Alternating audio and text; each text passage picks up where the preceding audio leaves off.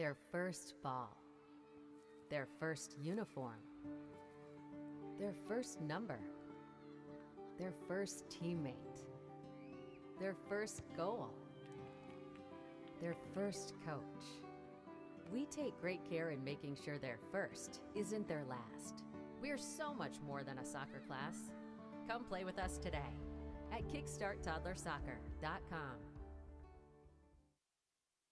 In life, things aren't scripted. If you're an athlete, we need people like you and translate those skills to officiating. You can get a lot out of it. It happens in every town, in every game.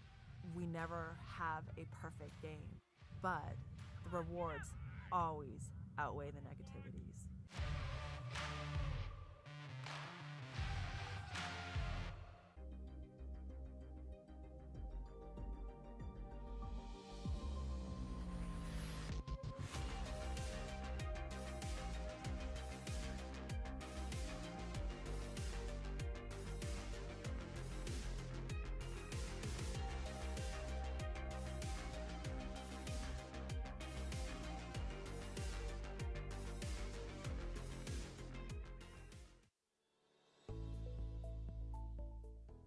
Granite City Food and Brewery has 2 Michigan locations in Troy and Northville.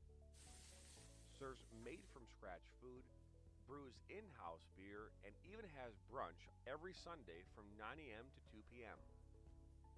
To learn more about their daily specials or to book a private party, visit gcfb.com. Make sure you head over to Granite City in Northville at the corner of 7 Mile and Haggerty, or the Troy location at 16 Mile and I-75. We like to do it before we go out on the weekend. We do. We do it every week. Whether we need to or not. We did it today. It was really dirty. My parents do it every day. Hey, kiddo! Do it every day with the Unlimited Club only at Jack's Car Wash. Protect your car from the hot summer sun, dust, dirt, and contaminants all summer long with the Jack's Unlimited Club. Join today, starting at just $24.99 a month. I watch soccer on the Michigan Soccer Network. I watch soccer on Michigan Soccer Network. لا تنسوا تتابعونا على Michigan Soccer Network. I watch soccer on Michigan Soccer Network. I like to watch soccer on Michigan Soccer Network. I watch soccer on Michigan Soccer Network. Me gusta mirar fútbol en Michigan Soccer Network. I watch soccer on Michigan Soccer Network. I love watching soccer on the Michigan Soccer Network.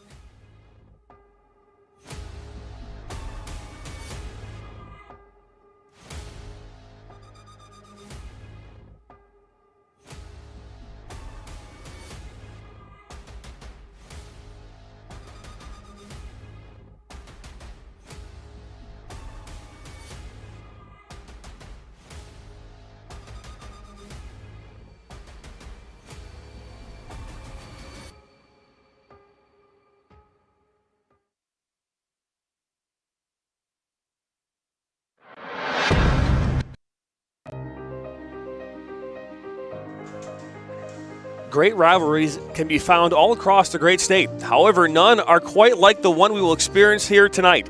Opening in 1970 and 1972 respectively, Plymouth-Salem and Plymouth-Canton have been fierce rivals since their inception. 30 years later, Plymouth High School opened and the 3 schools all sit on a 305-acre campus. They also share the classroom, lunch tables, and homecoming dances. However, when it comes to the athletic field, the friendships are put aside and the rivalry takes center stage. With 10 state championship games appearances and 4 state titles between them, Salem and Canton both understand what it takes to make a deep run in the state tournament. Canton Chiefs versus number 6 Salem Rocks in a KLA West Division matchup coming up next on the Michigan Soccer Network.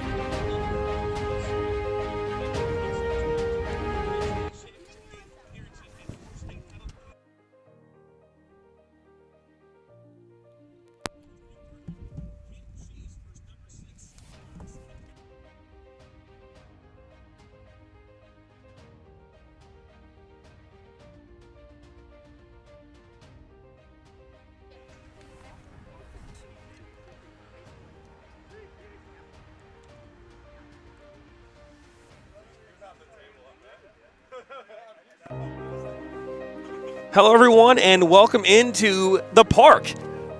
PCEP, also known as the Park, here as the Canton Chiefs welcome number 6 ranked Salem Rocks in this KLA West Division matchup and cross-campus rivalry live here on the Michigan Soccer Network, presented by Bella Football. My name's Jonathan Turner, alongside my broadcast partner Steve Bask, who will be joining me here in just a moment. It is a cold and possibly rainy evening here in Plymouth. I'm looking at the Young Tykes just to my left here, getting ready to go international walk-on maybe with the players. As we'll put up now our main game bug here. There's the records here. 6-4-4 are the Canton Chiefs, and the Salem Rocks, Steve, are coming in 10-3-0. They are 8-0 in conference play and currently ranked number 6 in the state. Yeah, and I think Coach Kyle Carnes knows and expects that you can throw the records out of the books today, because this type of matchup and these two types of teams, it really doesn't matter. It's going to be a battle tonight with two rivals that are going to look to try to get up a leg up in this KLA West division. Obviously, Salem has been playing well. Their record says that, but when it comes down tonight, there's still going to be a lot to play for, and every challenge, every battle will be crucial. Expect a lot of action, a fierce battle tonight, and we should be in for a good one here tonight, John. I do agree with that, as well as we'll take a look here in just a moment at some the rosters, but we want to say thank you for joining us here on this Tuesday evening, the 27th of September. It is game time temperature negative 200 degrees, Steve. It is so cold right now, as I thought I dressed appropriately, but the more and more I think about it, you never layer enough, I think, is the right thing to say here. But again, both these teams coming in, Steve, Mark Zemensky has the Chiefs 6. They are, again, this year, they're looking at their record 6-4-4. They're 4-0-2 in the KLA is the last record that we have. The Canton Chiefs have some history in regards to their league titles. 3 league titles, 8 district titles, 6 regional titles, and 3 state titles. We mentioned the opener, 4 state titles between the two schools, 1 for Plymouth-Salem that they had a number of years ago. So Salem Rocks come in, though, with Kyle Carnes, ranked 6 in the state, 10-3-0, 8-0 in conference play, having a phenomenal year, and again, currently ranked number 6 in the state. Yeah, and I think both teams are experienced. Both teams have a lot of players that have been in the system for a long time, as starting on these varsity teams as freshmen and sophomores as well. So there's a wealth of experience on both ends, and both coaches have coached in big games, and there's plenty of big games in this KLA. So I think looking at the standings here, you see Salem sitting atop the division right now. Canton sitting in third, just behind Northville. Still a lot to play for, and these are those types of games that you can make those jumps in the standings. That you can, as you look again here too as well. Looking at these standings, KLA West, 8 teams in this division or in this conference. Northville right below Salem with 24 points. Canton sitting there in the 3rd spot with 15. Brighton in 4th. Novi in 5th. Plymouth in 6th, Heartland 7, Howell in 8. They've got 1 point here on the season. You think about this, Steve. I mentioned in the opener, 305 acre campus here. It's something to be a sight to be seen. You think about this. We're playing on this grass field tonight. They have 2 other turf fields that could be utilized at any given moment. We're actually watching the lights off in the distance. But these teams, they all share the same classroom, as you mentioned. They all go to similar dances, right? They're all here on this campus. It's quite the unique experience, the only of its type in Michigan, and there's probably not many around the country that exist quite like this, let alone with just 2 schools that originally started with Salem and Canton, and then 20 years ago spawned Plymouth High School, and now 3 schools share 1 campus. You talk about 9 teams in every sport. You have 9 soccer teams between freshman, JV, varsity amongst the 3 schools. So there's 9 teams pretty much in every sport that's going on, and so I can only imagine the logistical issues that come up with scheduling and field reservations of that nature. So it's quite a sight to be seen, and like we talked in a little bit in the open, these kids, grow up in the same area, go to class together, can have lunch together, and go to the same dance. But when it comes to athletics, they put that all aside, and they're ready to do battle, and they want nothing more than to beat their rival and hold that over their head for the rest of the season. And Salem coming in tonight with a chance to clinch the Soccer World Park Cup, which is a season-long battle between the three schools and those 6 games that they play against each other and the points that they get. And tonight, Salem has that chance with a win or tie to secure that Park Cup. And I look forward to a good battle tonight, John. Let's take a look here at the rosters that are on your screen. We, as we say always here in the high school game, we'll put the full rosters for both squads on your screen. But Steve here, we'll read off their starting 11s here. Start with the Salem Rocks and head coach Kyle Carnes. And starting in goal is Jonathan Wiley. Also starting for the Rocks, Griffin Ellis, Jack McCauley, Foster Garrett, Mark Musai, Jack Kroll, Billy Brusek, Logan Harkins, Dylan Clayton, Atanas Popov, and Bennett Quijano. And the starting 11 here for the Canton Chiefs. Chiefs coached by Coach Mark Zamansky. Starting in goal, Luciano Testa. Also starting for the Chief, Michael Sadowski. Elliot Cialone. Reese Austin. Wesley Hart. Christian Presley. Brendan Burns. John Clark. Salvatore Orlandi. Kosai Ebegwu, and Donovan Thomas. The starting 11s there for both sides. As we are about to get underway here in just a moment. So we got our clock up there on a nice little setup there. Something different here. We normally are in press boxes. We've been at Brother Rice this season. They don't have a press box. Tonight we're here field side on this grass field. They do not have a press box. So we are utilizing a special tripod called the High Pod. We did not put it all the way up just because the fact that with the rain possibly coming in the area, we want to be able to have a little more control over some things. But we got Sam Fish on camera tonight. Rob been doing the camera work here. There'll be no Zoom as that functionality will not be in play tonight. But nonetheless, a good game here that we got coming up here is public address announcer now taking over with all the announcements.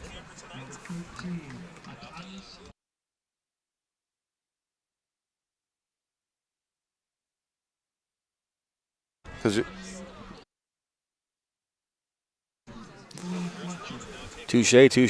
So, John, if you had to have gone to Troy Athens, but you also were on the same campus as Troy High, how do you think that would have worked out?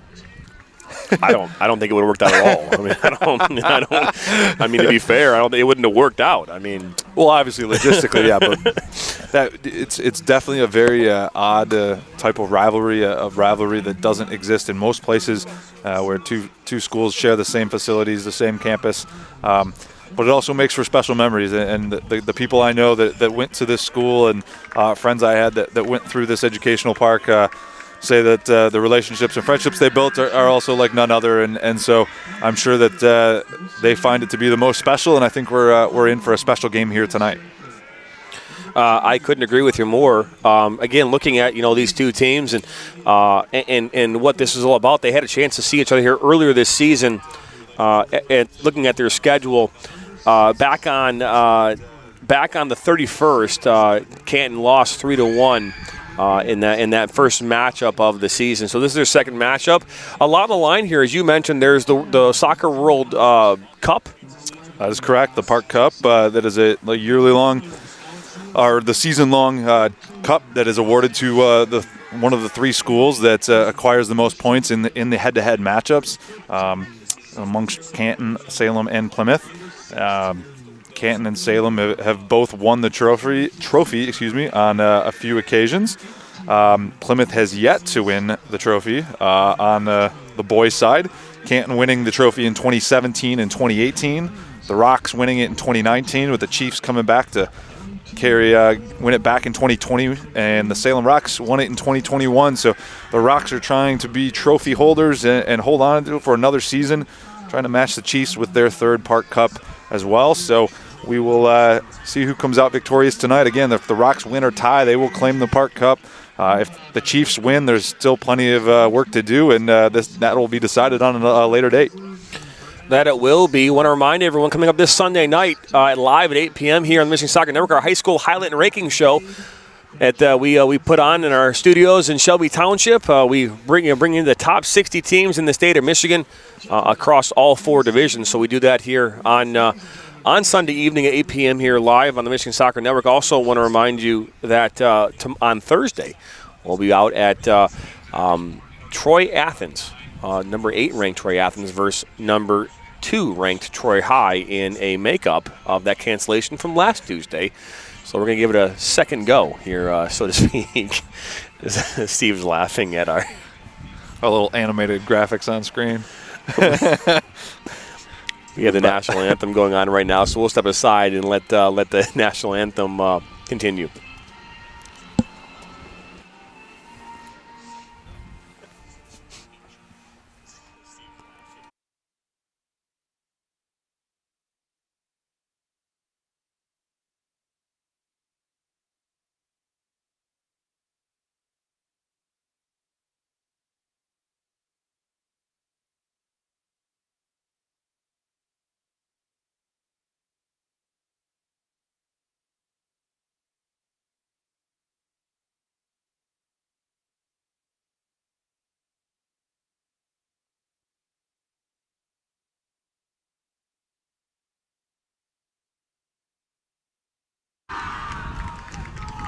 Beautiful rendition of the national anthem as we're about to get underway here from the park here at Plymouth. Is it Plymouth Canton Educational Complex? Plymouth Canton Educational Park. Educational Park. There we go. PSEP or PSEP. The park. So it is going to. The last time I was here was back in 2000 when my sister and the Troy Athens Redhawks won Division I state finals right here on this grass. Wow. A lot of history here. That was the last I was telling our cameraman, Sam Fisher, he asked me if I had refereed games here, and I was telling him I've probably reffed anywhere in the likes of well over 50 games here. It seems like I'm here normally during many times during the season as all 3 schools play here, but now you know how it feels for me when I come out to your side of town. Yeah, no question about that. So, but we appreciate you joining us here on this Tuesday evening. It officially feels like fall. We joke around about it. It took a long time for it to feel like spring. Back in August is when it really started to feel like spring, and now it's September and it's starting to feel like fall. It is cold. That it is. Field side. Getting that extra layer jacket for those on, of you who are part of the Plymouth community, we would encourage you to help pass some kind of a millage to get a press box here at this grass field with heat. But either way, not asking for much. Not asking for much. It is dark out. Maybe it's my screen. You know what? You know what? I just had to fix my screen a little bit. No worries. The old brightness button. So kickoff here, just about a moment away here as the Salem Rocks will have the kick going left to right on your screen in the all-white kits. And in the red, black, and white kits, the Canton Chiefs going right to left.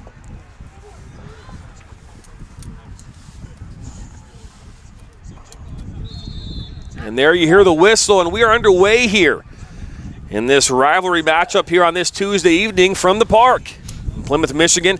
Alongside my broadcast partner, Steve Besk, I'm Jonathan Turner, and we are officially underway.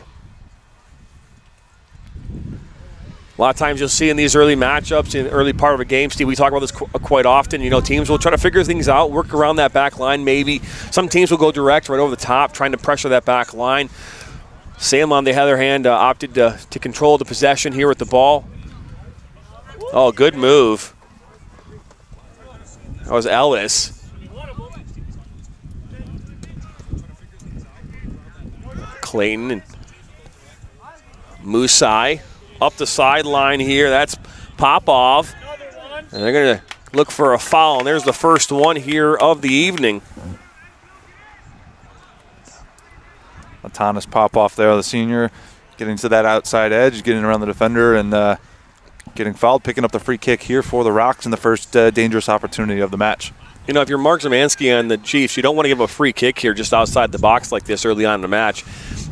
Especially it's a team that, you know, it has 10 wins under their belt this season, currently in charge of this, in command of this KLA West division.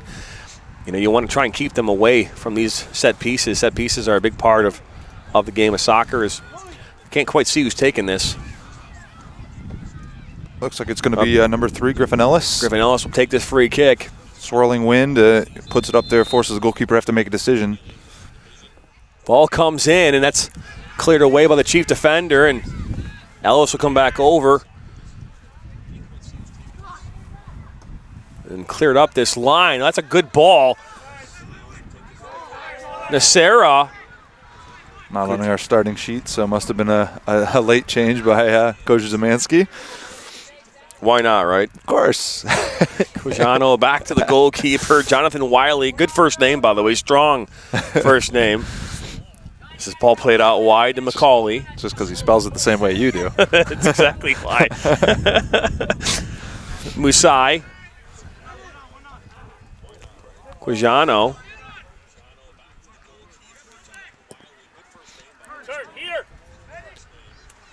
Now Ellis looked to play this one wide. That was Logan Harkins and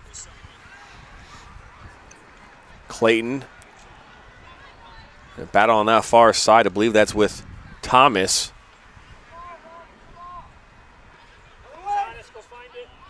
Quijano. He's playing high and low. Oh, giveaway. And Quijano, good defensive play. Too much dribbling, I think, in their own defensive third there. Just need a release. Ball out wide to McCauley. And there's an opportunity here now. It's a shot up and over by Forrest Garrett.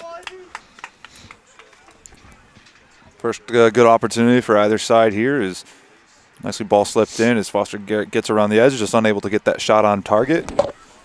The Rocks will try to keep this goal kick in the Chiefs' end and maintain that pressure here in this opening 10 minutes, or opening 5 minutes, excuse me. So we got so used to the college game, I thought we were already 10 minutes in.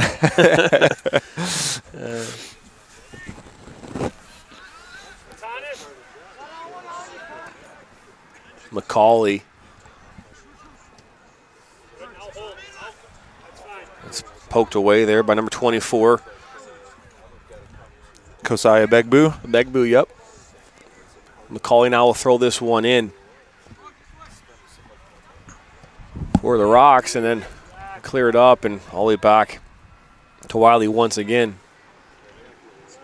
Yeah, we know it's common coming in. Quality's in the greatest. You know, the one thing, unfortunately, about locations without press boxes, you're working off of, you know, what we call hot spots here. But the good thing is after the end of this, the conclusion of this, it'll all clear up after the live feed, so on demand, which is always a good thing. So, but we do appreciate you letting us know. We understand the camera angle is not the most ideal and everything, but we are working with what we have right now. Yeah, we would love it if we had access to a press box here, but we had to. Thought maybe we could get on top of that shed. Yeah.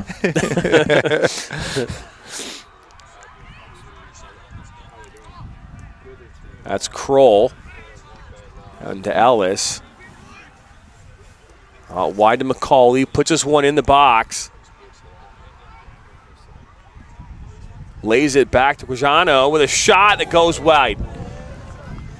It's a great setup there again from the Rocks. As a ball laid up back to the top of the box as Bennett Quijano is able to get a nice clean look at it, but puts his shot just past the outside post, and we remain scoreless here. We are ground level here today, you know, and it's crazy because there are like 6 fields on at this campus. There's 3 stadiums in total.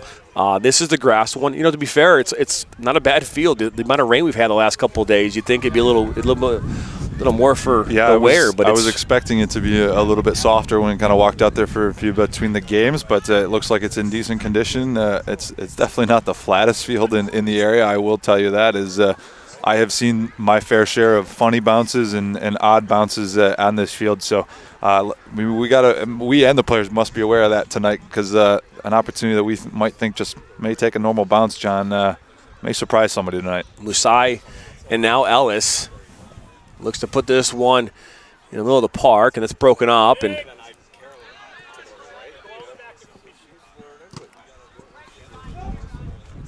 this ball will fall to Hart.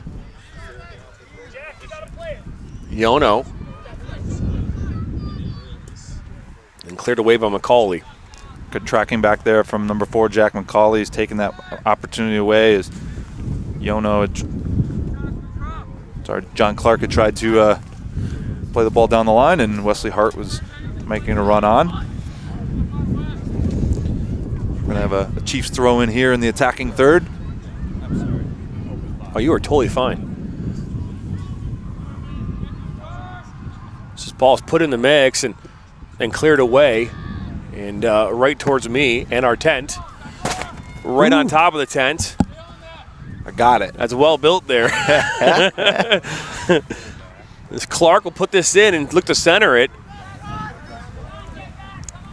Pop off. Looks to put it up, and that goes right to Hart. Top of the 18 with a shot. Diving save by Wiley. Keeps it with the rebound. We doing this? I'm standing up, man. I don't know another way to do this. So I love it. If people can see us right now, we are. We're going rogue. That we are.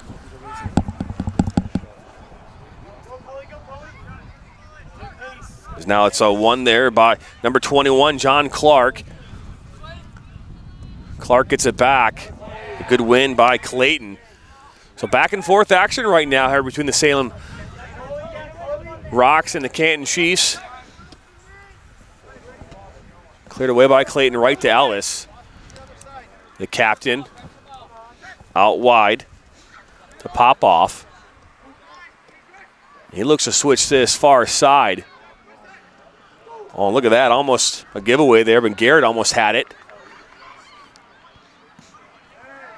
It's a little shove there. Harkins and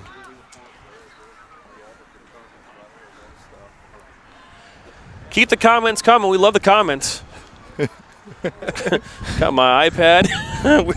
Standing up field side here. They haven't done this before. That's a great view, I will tell you that. It's a little bit better than when we were sitting, I guess. It is true as Quijano. Ball just kind of bounces around there and then cleared away by Jack Kroll, the senior.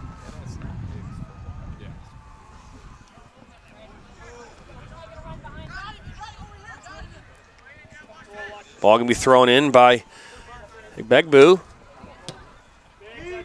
Cleared up to Wiley. Steve, I mean, we're 10 minutes into this one. I mean, what are your thoughts so far? I mean, looking at this match, we expect it to open up here throughout the game, but what are your thoughts so far? Well, I think Salem's had a little bit better of the early possession, but just too many giveaways or extra passes made in the midfield where they probably can try to explore and go forward, sort of maybe moving the ball around a little bit too much in the back, taking some risks, be a little bit more direct. It was Sadowski took a spill there, but Wiley clears it up. Here's an opportunity to take that space. Either play that ball or take that space as given. McCauley plays it in there to pop off. And then back to McCauley. This ball is played in and picked up there by the goalkeeper, Luciano Testa. It's important to get that right, not Tesla. Soccer World Park, cup up for grabs, loves his rivalry. Well, there's Soccer World. Pop up now this right side. Puts it in, and Testa comes away with it. Love to see Soccer World involved. Soccer World's got, to be honest with you, I believe there's not another retailer in Michigan when it comes to soccer apparel and gear better than Soccer World, Steve. No, sir. All your soccer needs. Brighton, Canton, and Rochester Hills. Yeah, I remember the Rochester Hills store, a number of years ago, and when I was a kid going into that store, and how that store has just dramatically changed, and how much work and I'm sure time and effort and money they put into that location. But it is a phenomenal location to walk into, state of the art everything. So it's well done there in Rochester Hills. As Ellis looks to play this one up towards Popoff, but yeah, a little bit of a force ball there from Griffin Ellis. Tries to play it with the outside of his foot and find his attacker in the up top. I think Atanas looking for Popoff there, just couldn't find him, but really tries to play a real risky ball there with the outside of his foot. Not as much control, but the Rocks again maintaining pressure here, forcing the Chiefs to have to sit back and defend. So throwing on that far side. Coming up here for the Rocks is just put across, looking for, I believe that was Musai. And the ball cleared away, and that's Logan Harkins on that far side. Will drop it back, and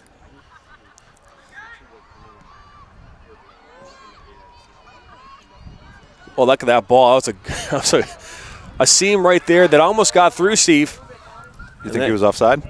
It was close. I mean, it was definitely close. I wouldn't want to make the call. Lujano finds Musai. I'm sure if we had asked the Salem coaches over here, they would have told us he was off. Oh, for sure. We are right next to the Plymouth Salem coaches. So, a ball inside for Garrett. The flag will go up. Offsides will be called.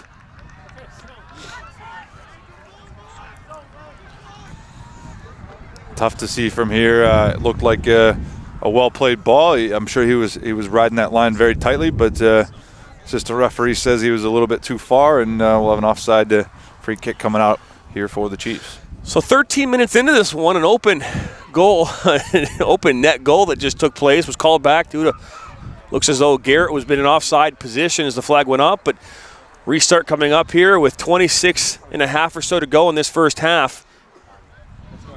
In this not cross-town rivalry, this cross-campus rivalry. It's John Clark, that was dispossessed and misplayed. So we don't talk a lot about, not a lot of grass fields that we'll see teams play on from our area, Steve. Most teams playing on a turf field, and the differences between a natural grass field like this pitch versus a turf pitch that these guys are used to playing on. The ball doesn't bounce the same way. Obviously we're getting true bounces, right? Because this is a soccer pitch, grass field. But the reality is that what they see at night in, night out on turf fields, the ball's quicker. Balls are they're more true, so to speak, right?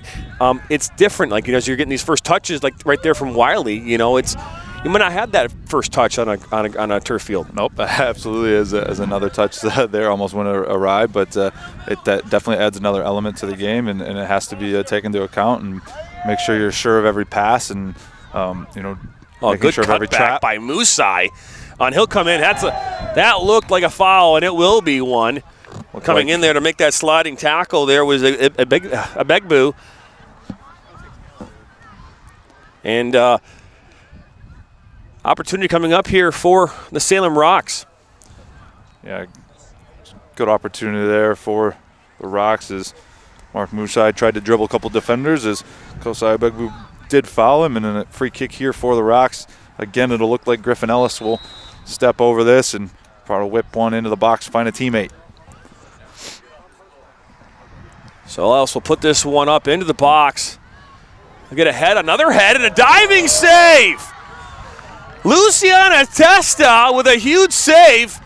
First corner of the night coming up here for the Salem Rocks. It's a great ball in from Ellis. It looked like it was headed on by one of his teammates, and then maybe found another teammate after that header. Not quite sure who it went off the head of, but forcing a big save there from Luciano Testa, coming up big there, just pushing that up and over the top of the crossbar. So a corner kick coming up here. Ball goes to the back post there to a wide open Dylan Clayton, and then somehow coming away with that was Luciana Testa and all that traffic. Another opportunity for the Rocks who keep pressing, knocking on that door, really forcing the Chiefs to have to dig in defensively. And the more pressure they put on, the more likely that the Rocks are going to find a breakthrough here. I think Clayton's going to want that one back. Yeah, I can imagine that ball was sitting right on his foot, right on the doorstep. Just probably had to bang it home, but unable to do so. And the Rocks will look to counter here. And here comes Popoff. Oh, that's a good-looking ball from our side, at least. Cleaned up there by Chief defender. Popoff unable to keep that one on the pitch, but kind of the benefit, I guess, of being field level sometimes, Steve, just seeing some of these balls being played in, just the beauty of them, right, and just the pace. And that one had a little bit of a bend on it, as it was going through that seam towards Forrest Garrett. Yeah, it's definitely a little bit. Foster Garrett. A little bit of a different feel from Pitt's side, but I also think we get a little bit different feel of the game. I'm not sure if it's maybe better or worse, but it's definitely a little bit different. Definitely an intimate. It's unique, right? That's for certain. Intimate look as Garrett will come over and collect this. A little hold there on the jersey, but they'll keep playing.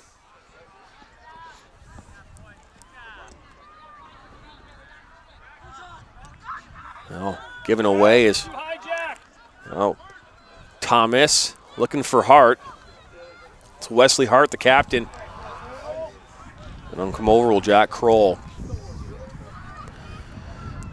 A couple opportunities here for the Salem Rocks in the last couple of minutes.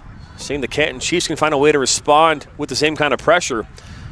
As he'll see a player go down there. That was Sadowski that took a spill. And the Chief faithful are wanting a foul on that one, and I think maybe rightfully so. It looked, at least from here, that maybe his leg's been taken out from underneath him. Look at this opportunity. Out came the goalkeeper Wiley, John Clark just missed that opportunity. Yeah, another an opportunity here for the Chiefs, probably their best opportunity here so far of the half. Clark gets in on goal, but unable to put it past the goalkeeper, Jonathan Wiley, and the Salem, the Salem back line and coaching staff over here, arguing wanting an offsides decision, think they thought the attacker had checked back from an offside position, maybe so, but we play on as we're almost 20 minutes into this half, and both sides now finding their way through and creating some chances here.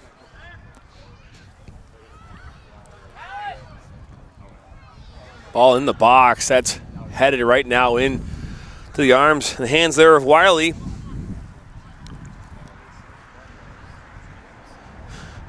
Excuse me, as I'm watching as his ball boy is running around in shorts without a jacket on and just wondering how he's doing it. That was a dangerous tackle. This ball played out to McCauley. Another tackle. That's a big boo. Big tackle. He's been involved in a few big tackles tonight. One he got called for there. That one looked pretty clean. Another hard one, but really setting the tone here for that Chiefs defense. To be fair, though, this is grass, and, sliding on grass is so much different than sliding on turf. I mean, it's softer. It doesn't hurt. You don't have to wear special shorts for it, like you have to now if you're out playing on the turf pitch. So, but, we're 20 minutes into this one, 0-0 to score. Alongside my broadcast partner, Steve Besk, I'm Jonathan Turner. You're watching Rivalry Soccer here on the Michigan Soccer Network here tonight. First game in almost a week and a half here on the network. So I'm not going to lie, a little nice welcome break, Steve. It's Hart. He'll be taken down. That's a foul. Yeah, McCauley came right through him. He's not going to like it, and he knocks the ball away. Referee's going to have a little word with him. I don't think he's going to book him here. He's going to have a little bit of word. And now we're going to go stoppage here.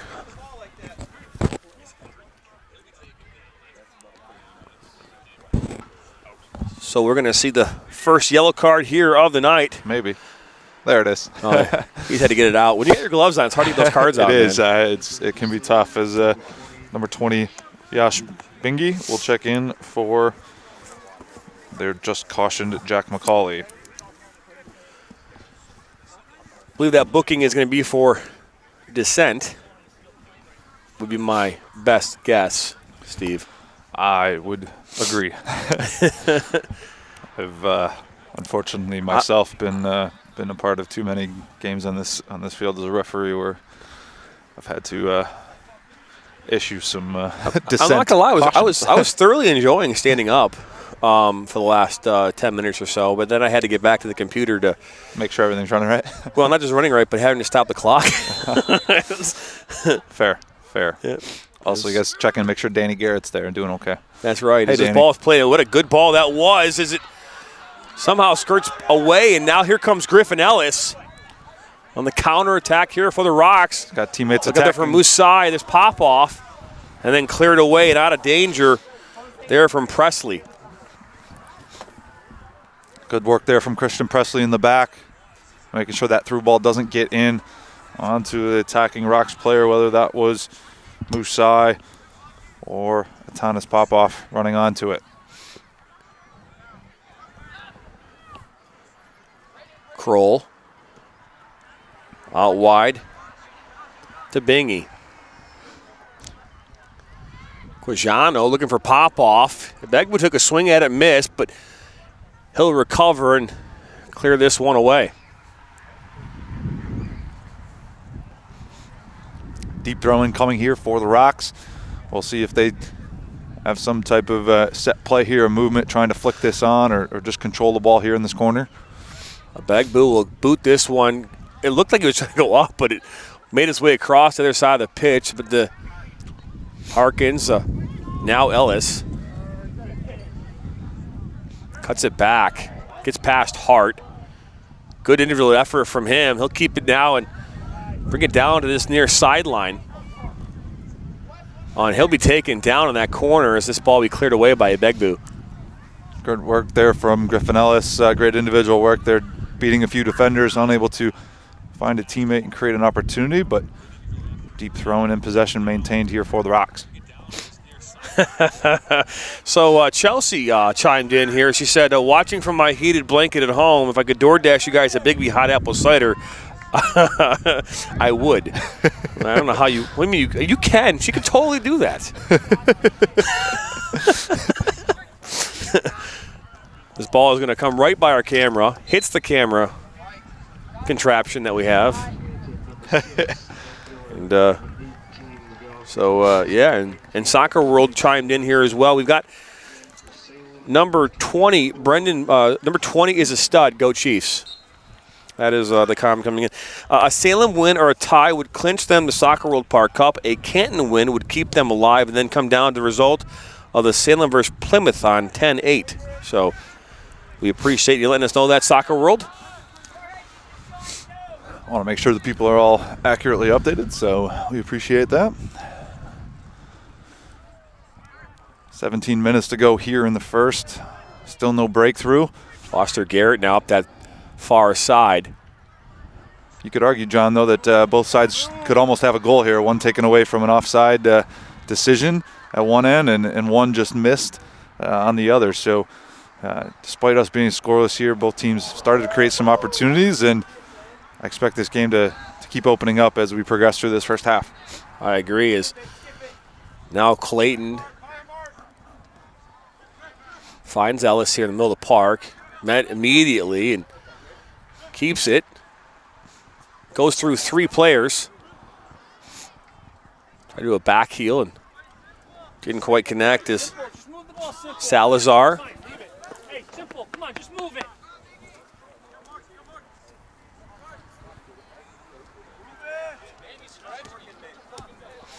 Inji and Musai.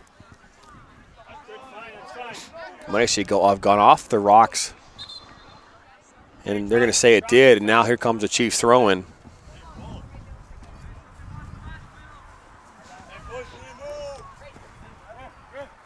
Begbu will throw this one in with 16 to play here in half number one.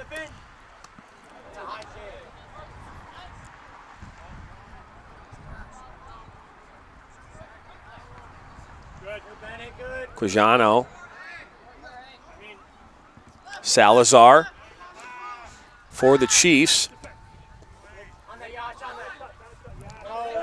Salazar goes down, and then no foul. So a throw-in coming up here now for the Chiefs.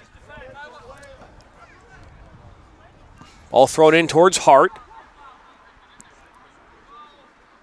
And he'll go down, and they're going to call a foul. And the Salem sideline not happy with that, as they felt that that contact was maybe a little bit soft, but it definitely did pick up a little bit of contact. Referee says foul, and we're going to have a free kick and a dangerous opportunity here for the Chiefs. I think it's important to say we have no decision-making process whatsoever with the fouls here during these games. So,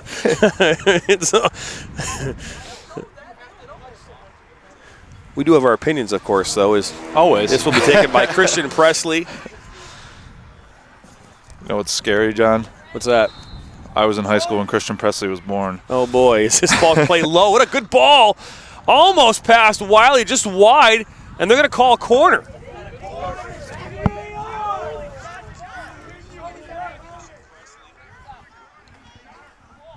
Wow. I mean, it was a well-played, low-driven ball near post. Those ones are the hard ones to really kind of get in front of and play with. As now we're going to see the first corner of the night here for the Canton Chiefs, cleared away and put right back in the mix. Quijano now for the Rocks up this near side. Berzek. So it's Berzek looking for Musai. Misplays that, and Hart will make a turn. It's a great turn from Hart. Actually, it's a pretty good flicked-in ball there, forcing the goalkeeper to have to come off his line. It's a good ball there from the Chiefs. Oh, look at this opportunity. Oh, good save there by Testa. As Tyler Berzak, right-footed shot. Going to go wide, I believe, just based on our angle from here, but testing the goalkeeper, Luciano Testa, to his left.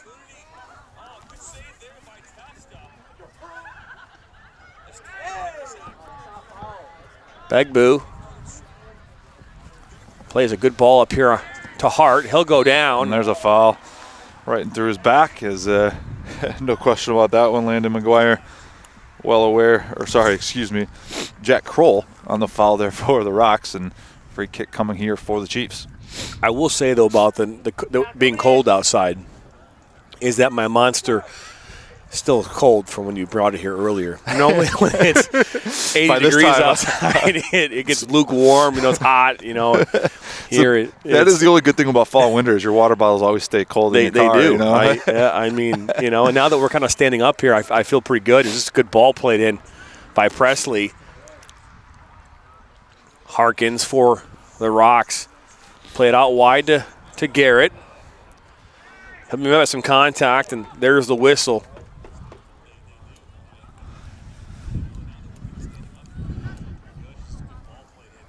I want to say thank you for tuning in here tonight. Please make sure you hit that subscribe button if you're a first-time viewer.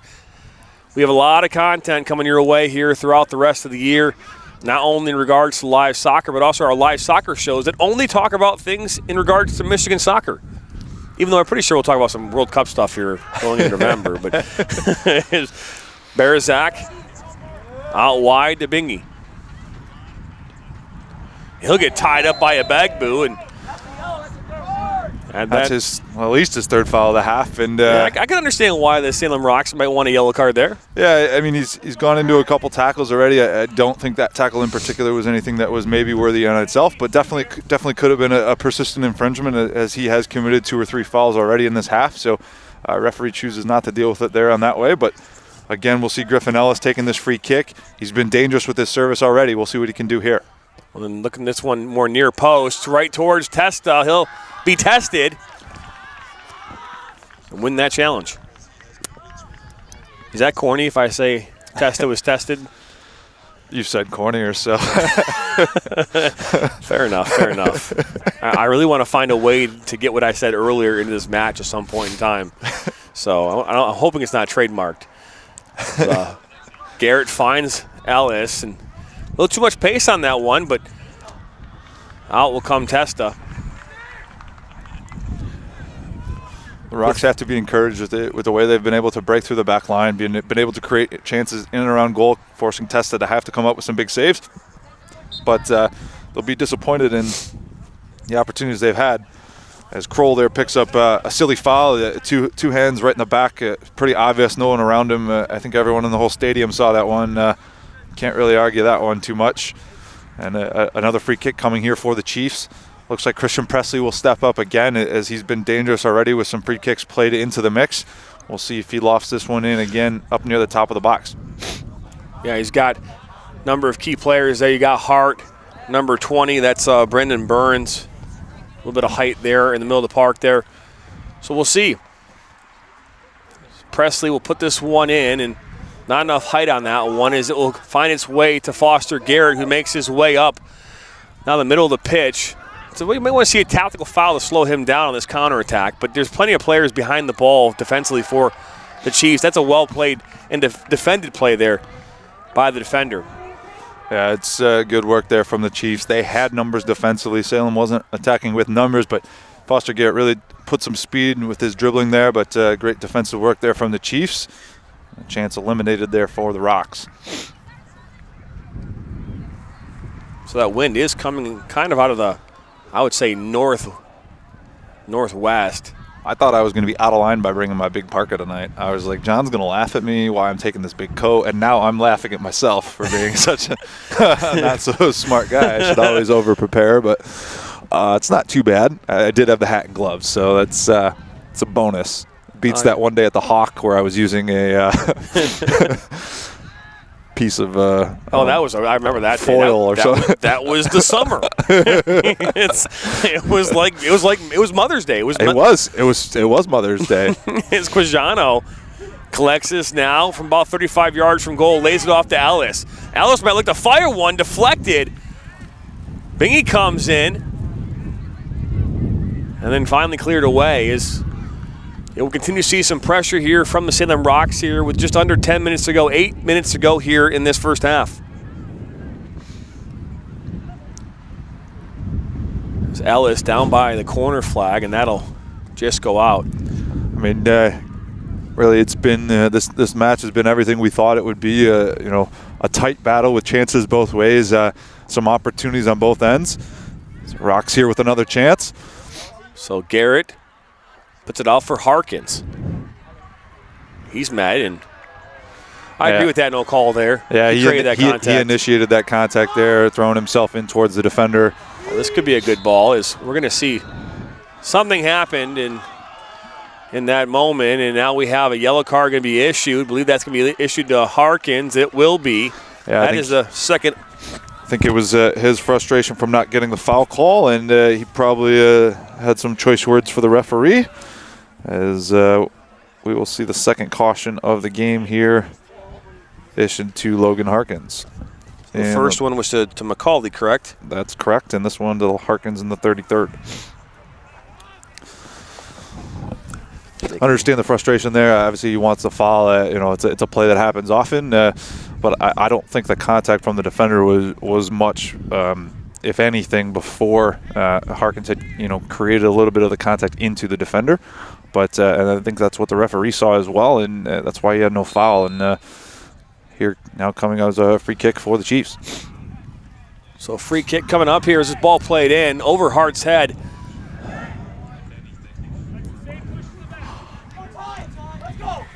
So now comes Berzak. Well, that's a good tackle there from Abegbu. Getting stuck in. A possible foul right there.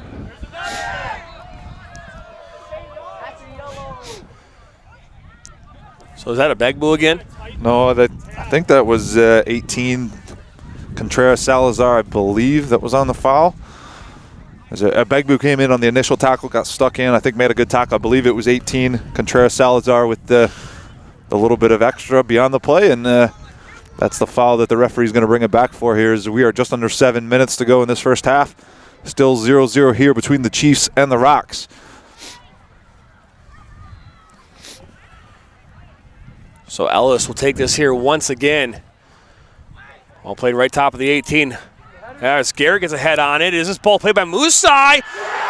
And there it is! The Salem Rocks find the goal. I believe that's Jack Kroll.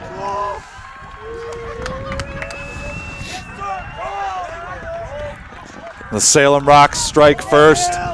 Coming off a set piece as Griffin Ellis is able to play in a beautifully played ball. The ball gets knocked around headed back across the face of goal. And number 7, Jack Kroll, is there to put it into the back of the net and give the Rocks the early lead here. Was that Musai that got the head on that? That put it back across? I think it was, right? I think it was Musai who got it back across, and he finds Jack Kroll, who tucks it in and gives the 1-0 lead to the Salem Rocks. So here it is, 1-0 here in this first half in favor of the Salem Rocks. Jack Kroll with the head there from Musai.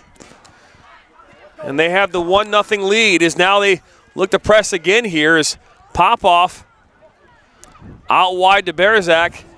Abegbu's going to come in and he's going to definitely push him over. We've been seeing that all afternoon. And there's the yellow card that we were going to expect to see.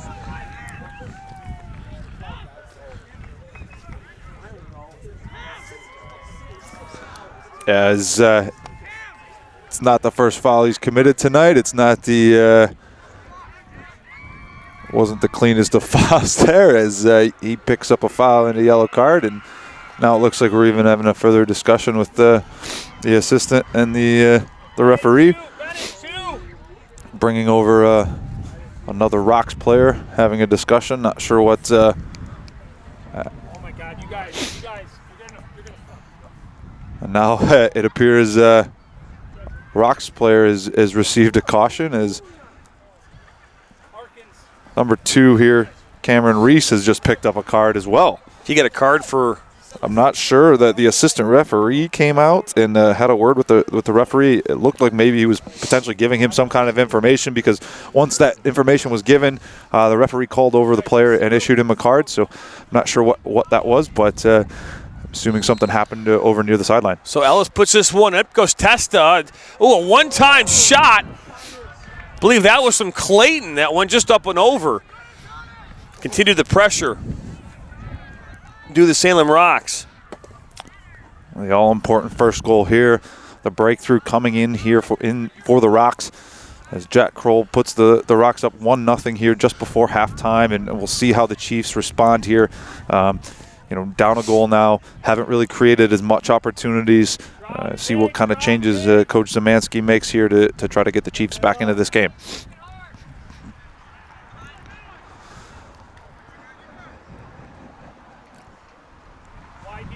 So Ellis cuts it back. Good work from Ellis as he'll play this out wide. That's Harkins. A good defensive play with a slide tackle on that far side. One. I believe that's Quinjano. Made that tackle, and Clayton out wide here to Bingy.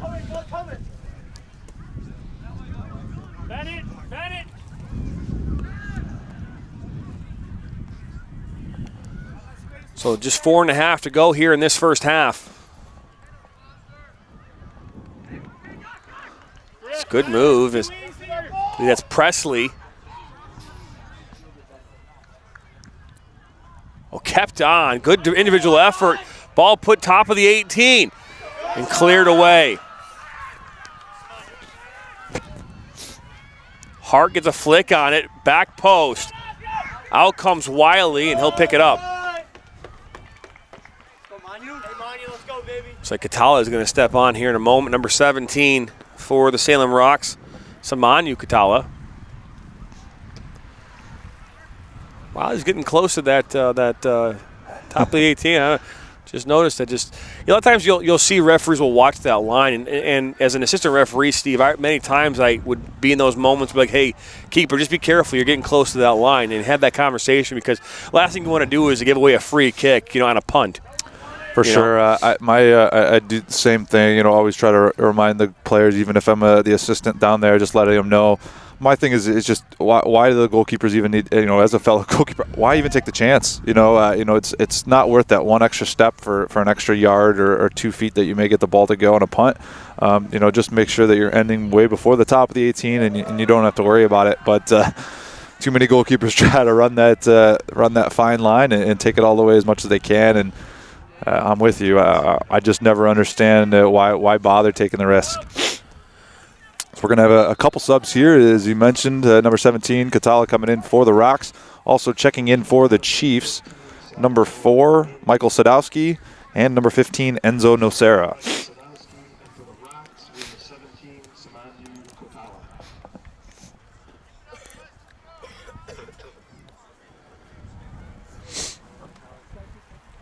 Just looking at the radar now to see if the rain is going to, in fact, hold off. And Steve, oh boy, it's going to hold off.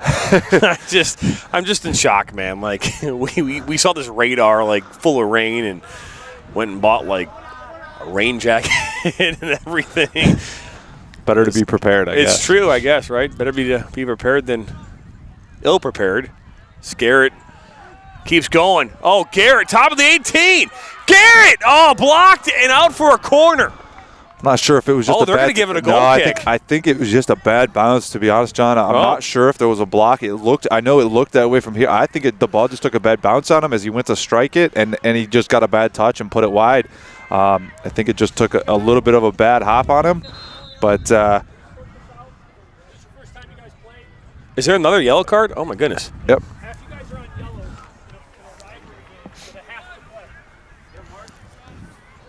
Wow, that is. It's jewelry. And that's the 4th yellow? Yep, and this one's going to be for jewelry here, so not ideal. As now that's the 4th yellow. Oh, look at this. Is Berzak inside the 18. He'll keep going. That might be a foul on Berzak, and it will be. To be fair, it's crazy, Steve. We talk a lot about this, but in high school, compared to you start looking at the professional levels, the jewelry is not really a part of the conversation, at that level. Not saying that they don't have moments, but at high school and at the college level, it's a big deal.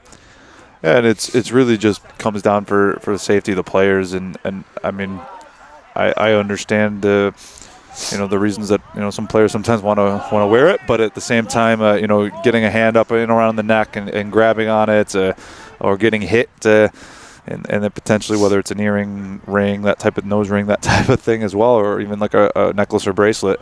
There's just a lot of risk for injury, and that's the thing that we're trying to protect, and it's the last thing we want to have. So, making sure that stuff comes off is just most ideal to protect the players. So under 30 seconds to go here in half number 1. 1-0 the score. 33rd minute goal scored by number 7, Jack Crow, assisted by Musai. That's where we think stand here in this one. Looks as though we'll go to halftime with that 1-0 lead unless this ball bounces there to Musai with just 8 seconds to go. And that'll do it here for half number 1. An up and down half, a lot of chances, a lot of opportunities. We also saw quite a bit of that yellow card coming out of the pocket from the referee tonight. But, when you're dealing with things like jewelry and dissent to the players, it's something that you got to have under control to make sure we control the match. So an exciting one here. Salem on the board first. Expect a lot more action in the second half, and exciting 40 minutes to come. I couldn't agree with you more. We're here at the half. The Salem Rocks up 1, the Canton Chiefs 0. We'll see you on the other side of this one. You're watching Rivalry Night here on the Michigan Soccer Network. Their first ball. Their first uniform. Their first number.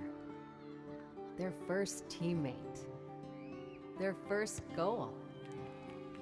Their first coach. We take great care in making sure their first isn't their last. We're so much more than a soccer class. Come play with us today at kickstarttoddlersoccer.com.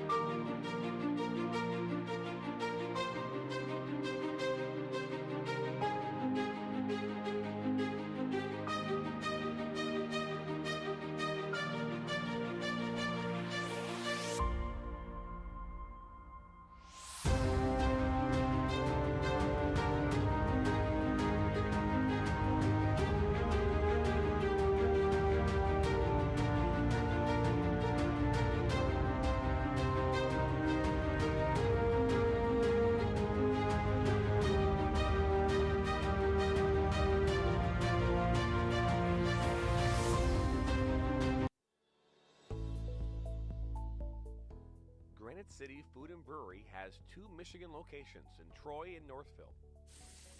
Serves made-from-scratch food, brews in-house beer, and even has brunch every Sunday from 9 a.m. to 2 p.m. To learn more about their daily specials or to book a private party, visit gcfb.com. Make sure you head over to Granite City in Northville at the corner of 7 Mile and Haggerty, or the Troy location at 16 Mile and I-75. In life, things aren't scripted. If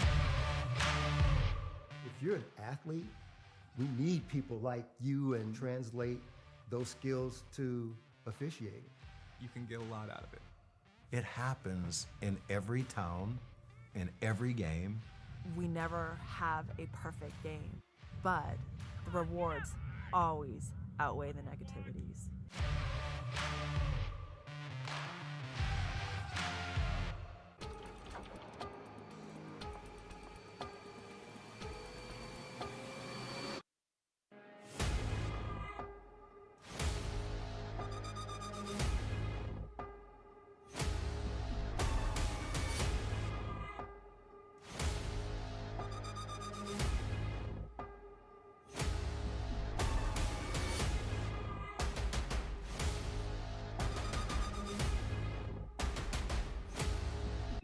The Windermere was originally built in 1887, the same year as Grand Hotel, as a summer cottage. And in 1904, my great uncle bought it, Patrick Dowd, who was a contractor here on the island. He built the governor's residence, he built Stonecliff and a lot of the other big homes on the island, and he converted it to a hotel. It has been in the Dowd family since that time. And my parents took over in 1945, and I took over in 1975. So it's been a family tradition. We're very proud of the Windermere. It has 26 rooms. We do not have a bar or dining room. We do provide continental breakfast in the morning. We are conveniently located to the boat dock, shopping area, restaurants, and we're about 4 blocks from Grand Hotel, the big hotel on the island. We have a wonderful porch on the front of the hotel, and we own the property across the street called Windermere Point. So all our guests really enjoy sitting on the porch and watching all the freighters go by. And it just is a wonderful ambiance to the hotel. The Windermere is open from Mother's Day weekend until the middle of October. We enjoy many repeat guests.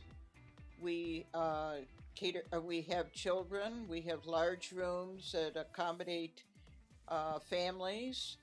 So give us a call. We'd be happy to be your host on Mackinac Island.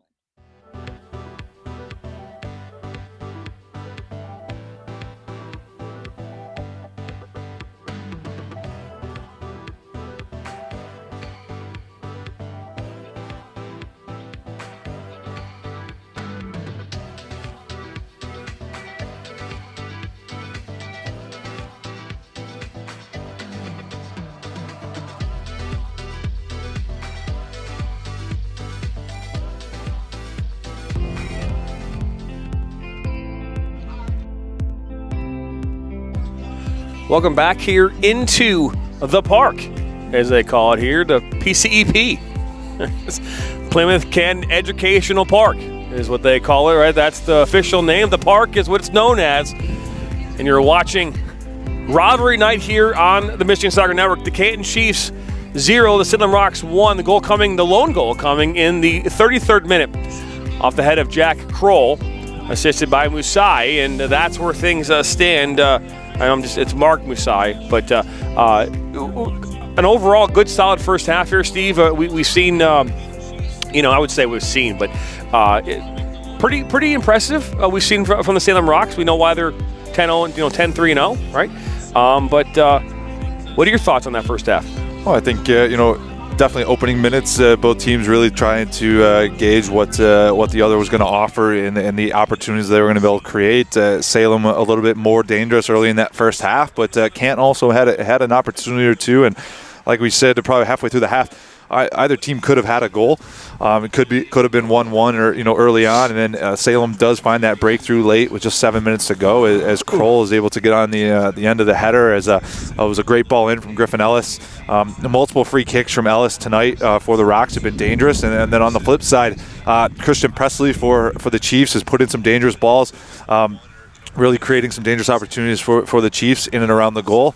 But I really think, John, the story of the half really kind of has to be the yellow cards that have been accumulated from the Rocks. Already have four yellow cards and 4 guys who are looking at the roster here who are instrumental into this Rocks team's success. As you could tell, that Coach Carnes was a little upset with the guys on the sideline here.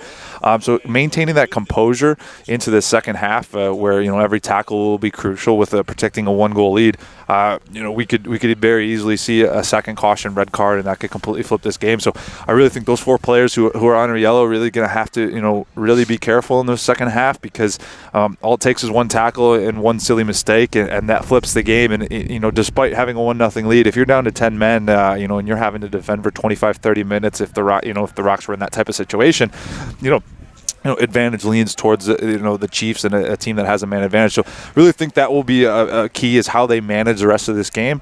And for the Chiefs, they're going to have to find a way to break through, create some more opportunities, and really start to test the goalkeeper, Wiley, because he hasn't been tested tonight too much. He's been in and around the goal, picked up some balls, but hasn't been forced to make as many saves as maybe Testa has on the other end for the Chiefs. No, and I think you hit everything on the head there. I mean, you start talking about the yellow card accumulation and what that could mean. And we heard actually the Coach Carnes talking about that here, because we're right between the 2 benches. We're a little closer to the Salem Rocks, so we can hear kind of what's happening on their end. And he was like, hey, the yellow cards, some of the yellow cards, well, actually all of the yellow cards at this point have been silly. You look at, and I'm not saying that, a hard foul, a hard tackle, we can argue about those being silly. But, dissent, jewelry is really what these kids are being carded for. Those are silly yellow cards.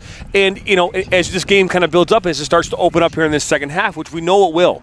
Right, we know it's going to open up, because that's what happens in these games, right? As the game gets further along, the temperature, the energy, everything starts to pick up in these games, and you're going to see fouls that are tactical in nature, right? And those tactical fouls, unfortunately, they don't have a lot of them to give away on the side there for Salem. It's definitely one you'd wish you could save those for the second half, and especially a couple players that are on the back line or crucial players. Whether it was McCauley and Harkins for the Rocks, who are going to be asked to make some big defensive plays here in the second half if they're going to try to preserve that 1-0 lead. And so, it's just not the most ideal. And like you said, it's just silly, because, you're picking up yellow cards for things that are completely preventable. You commit a hard foul, you commit a tactical foul in the game, and commit a hard challenge. So be it, you've earned that yellow card, and you know that you made it on a play. But picking up a yellow for saying something to a referee or not having yourself properly equipped, it's just hurting your team and not getting yourself in the right position to compete in this type of game. And in a rivalry game like this, where it truly is a game of inches. It's truly a game of making the least amount of mistakes. We know mistakes are going to happen, bad bounces are going to happen, and you try to minimize those. And so far, the Rocks have done a good job. But I know that Coach Zemansky and the Chiefs are going to come out firing here in the second half. Listen, they are a proud program. The Canton Chiefs have been to multiple state championships within the last 5-7 years. Right? There's a lot of guys in this program who were younger in those elementary, middle schools, watching Canton teams come through here and be successful, and they understand what it takes. And so they got to come out here in this second half and try to prove it. And this is sometimes when heroes are born and when legends are made is these types of games, these park rivalry type games, and an opportunity here with 40 minutes to go, and we'll see who can step up and make a name for themselves here tonight. I agree. As we're about to get back underway here, both teams set, ready to go, and just think waiting for the clock to get reset. That's right. It's one thing that there we go. And, we're reset. We're good, but... and there we go. As we're back underway, the Chiefs of Canton have the kickoff going left to right on your screen in the black and red and white kits. Meanwhile, the Salem Rocks and the all-white kits going right to left on your screen in the second half. Again, alongside my broadcast partner, Steve Bask, I'm Jonathan Turner, bringing you this rivalry night action here, high school soccer on the Michigan Soccer Network.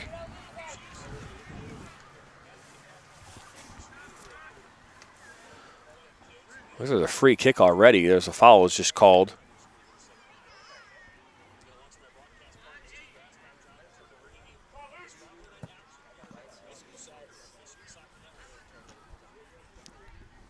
So a free kick coming up here. Played short is now Clayton will collect this for the Salem Rocks. Do you enjoy watching the beautiful game of soccer here in the Michigan Soccer Network? Get the best seat in the house becoming a U.S. certified soccer referee. Visit MichiganRefs.org to learn more. First readout there of the afternoon. Evening. I'm going to still say afternoon, okay? Right. So it is afternoon, so that you are correct. It is afternoon, that's right. Yeah, but if to your point, though, if anyone does want to get involved, please visit MichiganRefs.org and check out the information. We're always looking for officials in all levels of our game. Ooh. There looks like a foul will be called there on Fidolchuk. As he clipped the Rocks player going in on a break, as it was, I believe that was Garrett Foster. Or Foster Garrett. It was, yeah. It's always tough when you have two first names. Firsties. Somewhere Danny Garrett's like, I know. Steve, are we getting food after this? I know we had like an appetizer before, but we're doing food again or no? Why I'm not putting you on the spot, you know what I mean? Why not, John? If it means we can guarantee no rain the rest of the night, let's do it. Yes. Oh, ball played in by Ellis. Good ball. Up goes Testa. Ahead there by Popoff. I know it was Musai. Got ahead on that, and man, there's so many numbers in the box. So hard to see, you know. It's, you know, a lot of comments coming in. Go Rocks. Now Ellis puts this one far post, looking for Kroll. Will get a head on it. Back post, diving save by Testa. Another big save from Testa, out for a corner here, coming up for the Salem Rocks. And that was a beautiful header on frame again from Kroll. And Luciano Testa coming up with quite possibly maybe his best save of the night outside of maybe that one early on. He tipped over, but that one to keep that one out and keep this game at 1-0 couldn't have come at a bigger time here for the Chiefs. So we see this ball played in. Musai is right there as well. And out comes Testa. He comes away with it. Foster Garrett was right there. Well, as we got a player down, and it looks like we're going to have a little stoppage here as referee's going to go check on a player who's down. Didn't see what happened. Looked like it was a Chiefs defender in the back who may have gone down. Didn't see any contact. May have been non-contact, but unsure. As we're going to get some medical attention. Looks like, is that a Begbu? I believe it is, yes. There you go. Want to give a shout out to Sam Fish today, on our camera operator, the best in the business. I mean, not better than my daughter just because she's my daughter, but aside from that, man, you know, you are second best. Sorry, Brianna. I'll take Fish's back this way. Are you trying to say he's I better got than you, Fish. Are you trying to say he's better than my daughter? Yeah, I am. Fair enough. Okay, fair enough. It's okay. Go John Clark. Go Riley Genthy. Go Elliot Salone. Is it Colone or Cialone? I thought it was Cialone. Cialone, yep. Elliot Cialone. Go Maybe, Wesley Hart. Is it Italian? Like I got to speak with my hands here? What's going on here? So Igby will step off. Kosai Begbu. Begbu, yep, will step off. Hopefully he can return. As looks like he's walking off under his own power, which is good to see. Training staff will have a look at him, and looked like it was number 2, Riley Genthy, who's checked on for him. Go Brendan Burns. Comments coming in. We appreciate it. Make sure you hit that subscribe button. It's not too difficult. It's right to the right of where you're watching the game right now. Just hit the button that says subscribe, and doesn't cost you anything. Doesn't cost you if it's free, and just hit subscribe. And you'll be notified when we bring more live soccer back out here on Thursday night. Not out here, but on the network for the Troy-Athens rivalry game at Athens High School at 7 p.m. kickoff right here on the Michigan Soccer Network. As this ball played up, I believe that's for Donovan Thomas, and ball played back to Wiley, and he'll clear it out one time. Good clearance there. able to get it out of pressure there for the Rocks and eliminate that opportunities. Canton tries to find their way back into this game. You have 2 alumni captains watching clutch up. That's good news right there. Ball played up and then cleared away. It feels like it got a little warmer, Steve. I don't know. It's weird. Like, didn't it feel like that breeze is not as cold as it was before? The wind has definitely died down. I will. It was definitely far windier when we first started. So I think that's definitely been a huge factor. As we're gonna have a foul here coming out. Free kick here for the Rocks. I am glad that I brought my hat and gloves, though. So, by the way, Steve and I have already talked about this. We didn't bring it up here, but me and Steve have committed that we will do the One Chip Challenge live on the air. This is true. When we get to 5,000 subscribers, so we're about 2,500 away. So those alumni watching, who want to continue to see awesome soccer by clicking that subscribe button, share that. Watch me burn my mouth off. It's gonna be awful. It's gonna be awful, but we will do it on the air live for all of you to watch and see. Giveaway there, cleared by Presley. Look at that. It's Thomas. It just went over Thomas, and now in comes Clayton. Almost a bad bounce, but the Rocks defender able to recover there. A little more pressure here now from the Rocks. Seems like from the Chiefs. Yeah, seem to be a little more intentional with their movement forward here to start the second half. It's a good point you make there. Is a little push and a foul call. But I think that the biggest thing for the Chiefs in the first half they were really lacking was off the ball movement. Every time they got the ball, you didn't see other players outside the person with the ball really making much movement, creating space, making those runs. And without that type of extra movement, it's going to be tough to work the ball against a tough defensive team like the Salem Rocks. Musai. Ball goes into Kroll. Scored the goal in the first half, 33rd minute. Can't be a turnover there in midfield from your back line. It's got to be a ball pinged out wide here, or it's got to be kept, because a giveaway there, too many of those, and the Chiefs are going to get too many more opportunities here with the chance to tie it. Temperature here right now, I believe, is a nice brisk 55 degrees out here. The wind coming out of the northwest at about 11 miles per hour. Barometric pressure right around 78%. Who knew we hired a humidity meteorologist, eh, Fish? Do you know we have a meteorologist over here, Fish? This guy's telling me wind pressure, barometric pressure. He's probably going to tell me the dew point next. The dew point is right now at 22%. I know I made all that part up, but there's some science teachers out there shaking their head like, these guys have no way of knowing that. It's on weather.com. It's really pay attention. I mean, there's an app. But it looks like it's a free kick or is it a long throw? So a throw-in coming in here now for the Chiefs. And ball right back to Ellis to clear it up.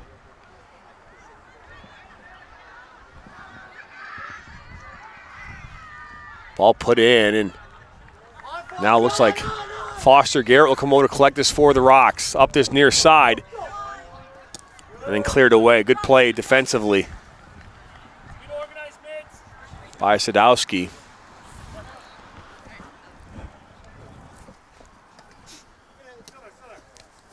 Oh, and Foster Garrett puts it inside and out wide on that far side. So that's Musai. A Begbu there to defend. Well, good ball to Bingy. Bingy inside the 18. Still has it. The ball kind of skirt to Ellis.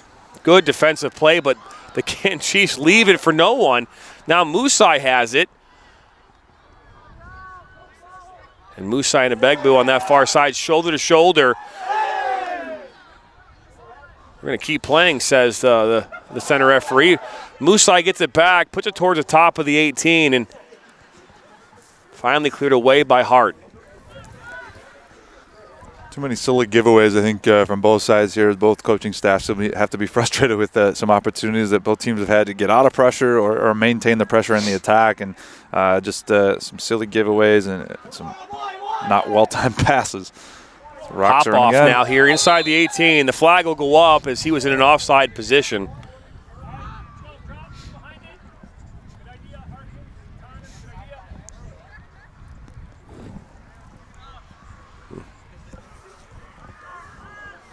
So that's offsides against the Salem Rocks, and pop off as ball be played in by Presley. Little flick.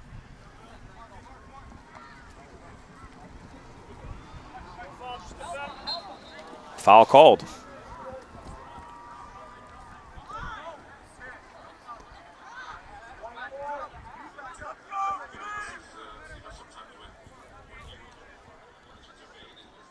So we'll see Presley take this free kick here, putting it back in for the Canton Chiefs.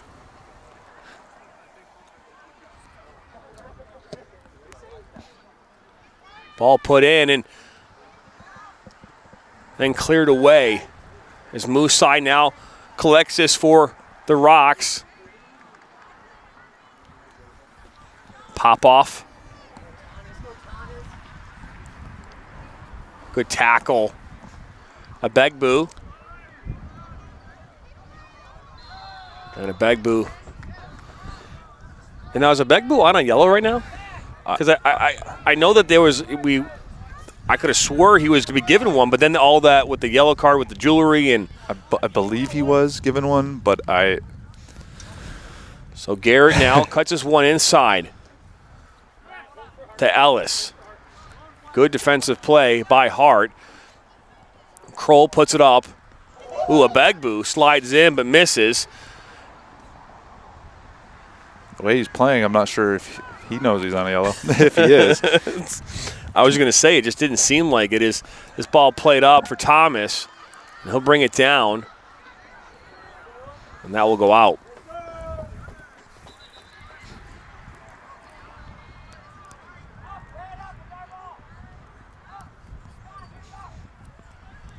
Throw in coming here on the far side for the Chiefs. And it will. Is this ball thrown in? And it's Bingy. It's Moosai. Met by contact and nothing doing.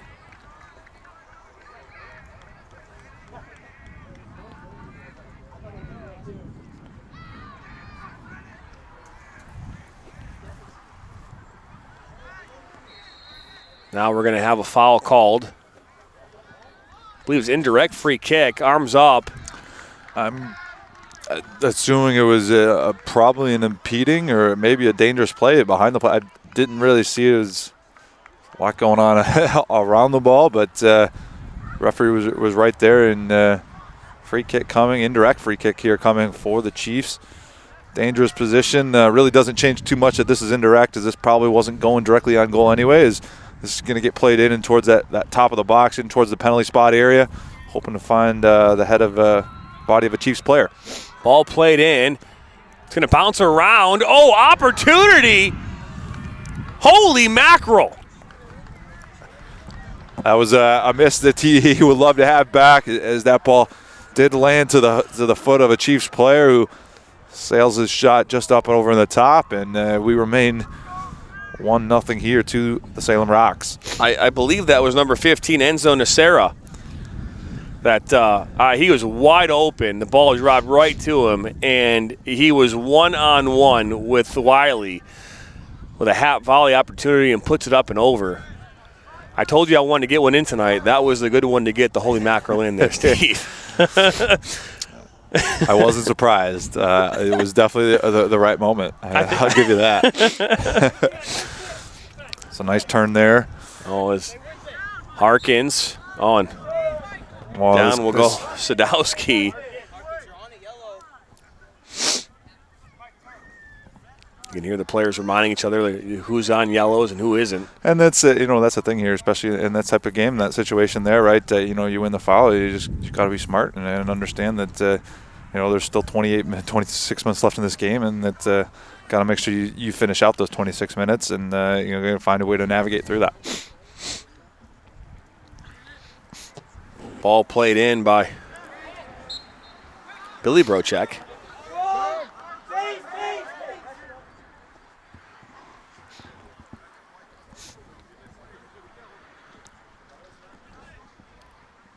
Presley will put this back in for the Chiefs, looking to find a way to get an equalizer here in this one. In their first matchup here back on the 26th of August, They lost 3-1. And that was a home game for Salem at that time on one of the 3 fields here as the flag will go up.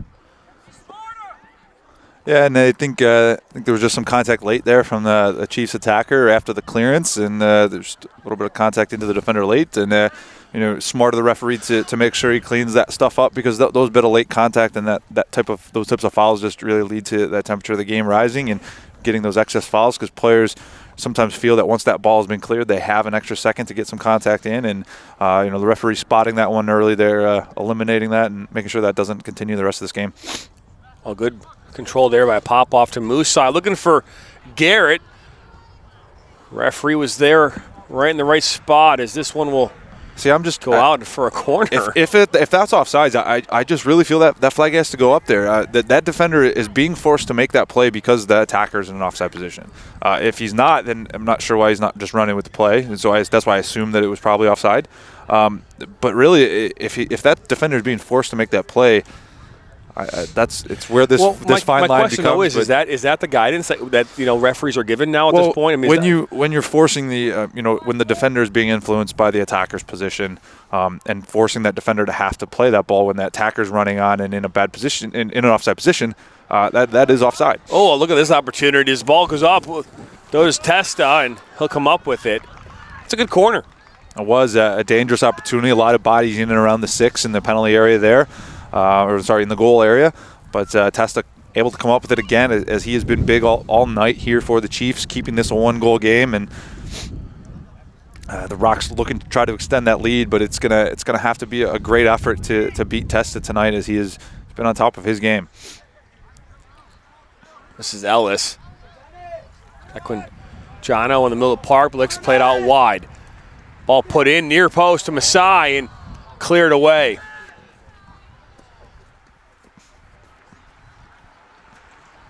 That's Clayton for the Rocks, and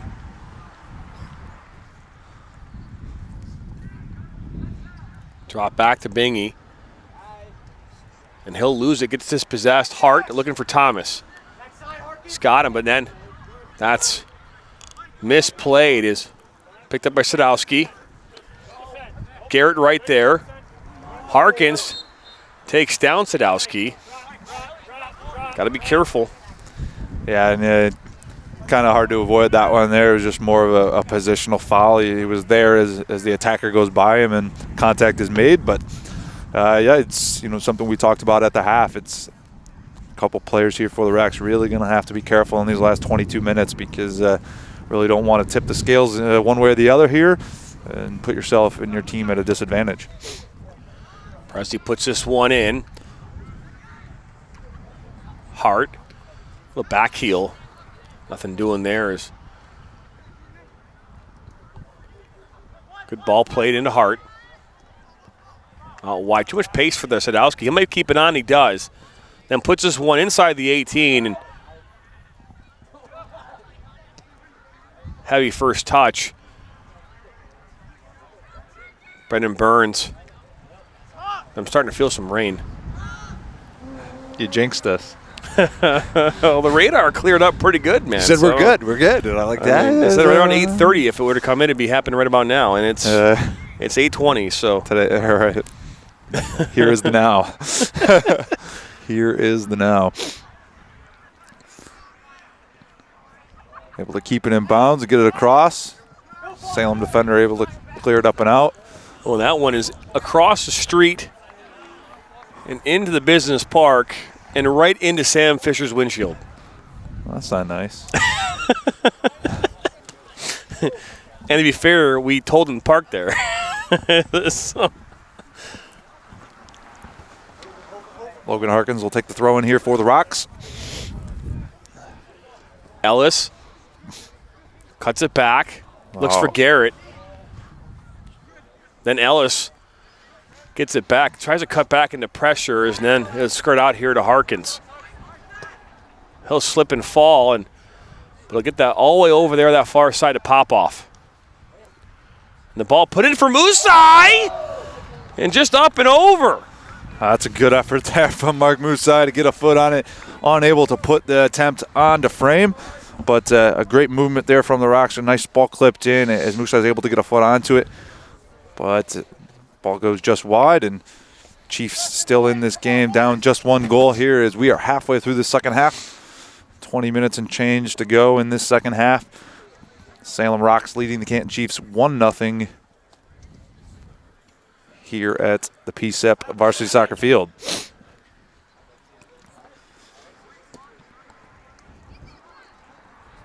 Also known as the park. I love it. I'm getting you so ingrained. You're gonna move out here by the Nah. I don't know, man. Someone has to be close to the east side. This is we gotta have balance here to Harkins. Sadowski comes over as Harkins plays his one far post, and out comes Testa. Comes away with it. It's another good ball, another good opportunity. Right place. There's a ball floated in from Harkins, but Testa coming up big again, controlling his box and eliminating that opportunity. So Wiley will do the smart thing here and bring it back into his box. For the longest time, I think a lot of soccer fans, I bet you there's a bunch of fans in the stands who would think that that's not a legal play. Well, I'll tell you what, it's a smart play, and it doesn't get done enough. Too many times we see players, and we're going to get another yellow card here. As we'll stop the clock here. One of our new features here on the Michigan Soccer Network. Steve, I can't tell you how much I love the fact that I don't have to use an iPad anymore. Just to check comments coming in on YouTube. That's right, that's it. Yep. And, now we're getting a red card. Yep. It looks like number 21, John Clark, he had some words for the referee, or maybe it was on the tackle, but then I think it was the dissent after the fact. I think Coach Carnes has seen that in his day before. He knows this has happened, so maybe not. Maybe in years past. So he's just glad it's not to his squad today. Yeah, I don't understand why. Well, a foul was happened, and some dissent happened, and second yellow was given, red card, and now the Chiefs are the ones that are down a man here, down to 10 players, and we'll see how this dictates the remaining 19-plus minutes here in this match, as the Chiefs are going to have to deal with down a goal and down a player.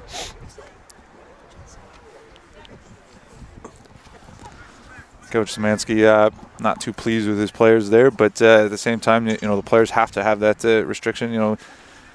Sometimes the players can get a little too loose with the lips, and when.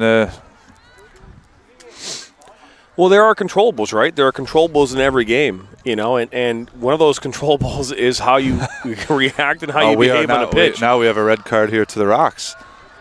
Oh boy. I'm not sure. Was it an actual red card? Sorry.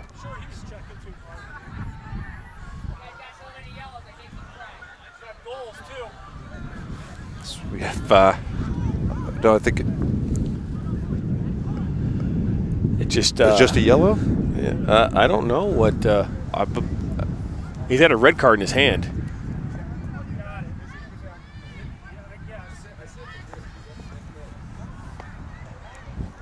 Do we know if that was a yellow or a red? I'm waiting, trying to determine if we're done handing out cards or. So let's count it out. I didn't see their player go on though. No, and that's why I believe that was. I just wanted to be certain because we have cards getting all over the place, and so I just wanted to be sure we're done here before I start counting. Well, I have to go and edit the thing that says Canton playing now. Both teams playing with 10, so it's like. So. Yeah, we are playing 10v10 now. Jeez. Haven't seen the double red card in too often. It doesn't happen all the time, and going to see a lot more space on the field with 2 less players out there. Chances could start coming both sides. Thought for a second the Chiefs might be the one that are down a goal, down a man, and then next thing you know the Rocks pick up one as well. I'm not sure exactly what happened. Didn't see what transpired on the field, but we're down to 10 apiece, and that's where we stand, and that's how we will proceed. Well, maybe. Maybe. We still have 18 minutes to go. You didn't even give yourself a chance to play up with 10 men. This ball played. Ooh, a dangerous high foot there in the challenge. Oh, I got to turn the clock back on, too, before I forget. There's a lot going on here tonight, Steve. As long as that a lot going on isn't rain, I think we'll be okay. That's true.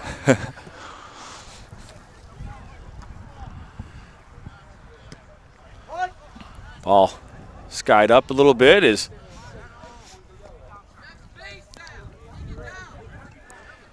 And Musai's been a really dangerous player here tonight for the Rocks. Now he's not on the pitch anymore.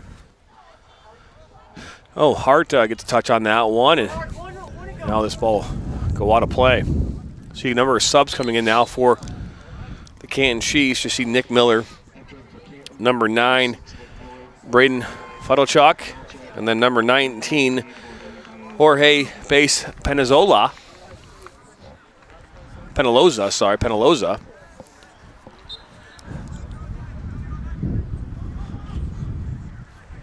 And what more could you want from a rivalry game than a bunch of yellow card, red cards, and a close game like it is right now?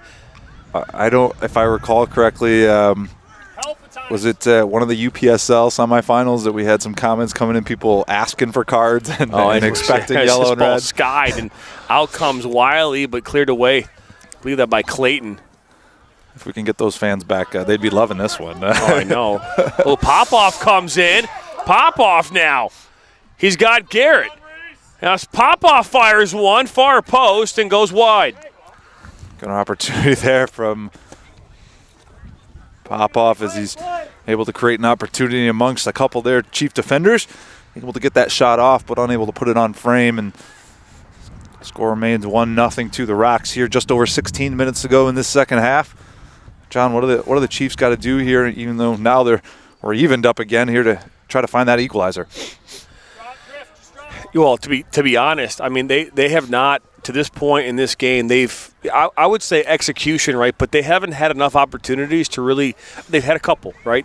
And all you need in the game sometimes is a couple. So I would say execution first and foremost. But they've got to find a way to be more dangerous, right? They have not found a way during this first half and now this second half to create consistent scoring opportunities, getting the attacking third, with possession. You got a team in Salem that's really compact in the middle of the park. They've got to find a way to use the outside of this wide field in order to build up their attack. As a ball up top here for Popoff. Popoff inside the 18. Popoff! Shot saved by Testa.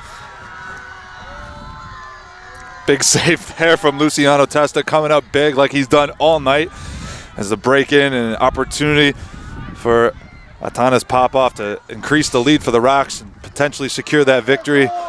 And Luciano Testa says, I don't think so. We are not ready to concede just yet. And the Chiefs still alive here, just over 15 to go. That's right. But to continue to answer, again, they've just got to find a way to get some scoring opportunities. It's not going to come to the middle of the park. 100%. I think that most of their opportunities have been coming off for free kicks that have been played from long and distance. They haven't been able to build up play. Now he'll earn himself maybe a corner, and he does. See if the Chiefs will make some substitutions here. Is number Riley 2. Genthi. And looks like 22, Isaac Yu. They're going to wait, though. They're going to pull him back. They're not going to sub here on this corner kick. Is probably going to be replacing some players that are going to be crucial to this corner kick opportunity here for the Chiefs. I know we didn't really talk about this. I didn't get the phonetics, but is that Genthi or is it Genthi? It's Genthi. It's Genthi? Okay. That's fair. The ball played in near post. As Garrett will slide over to pick this one up, and he'll be held up, and that's going to be another yellow card coming now.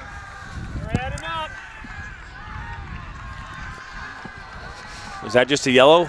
I believe so. Okay. Looks like I lost track after 9. That's it. Looks like Sadowski will be coming on, number 4. And he will replace the yellow-carded player, who is number 8, I believe, Reese Austin.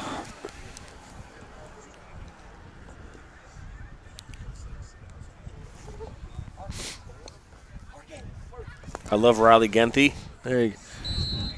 That's from Carson Genthi. Carson watching probably from his dorm at the University of Tennessee. Is Canton alum, just checking in on his little brother? In Knoxville, Tennessee. Man, what a beautiful city. I was down in Knoxville here last year, spent some time. They got a great little downtown area. Gorgeous. It's gorgeous. There's an ice cream shop right there. I can't think of the name of the top, but it was a fantastic. They had a big weekend. They had a big win over the Gators this past weekend in college football. Yeah. Go Vols, Rocky Top. But we stayed at the Hilton right in downtown Knoxville here. A pool top roof. Rooftop pool? Yeah, thank you. Pool top roof. Rooftop pool. My apologies. I know it's cold, but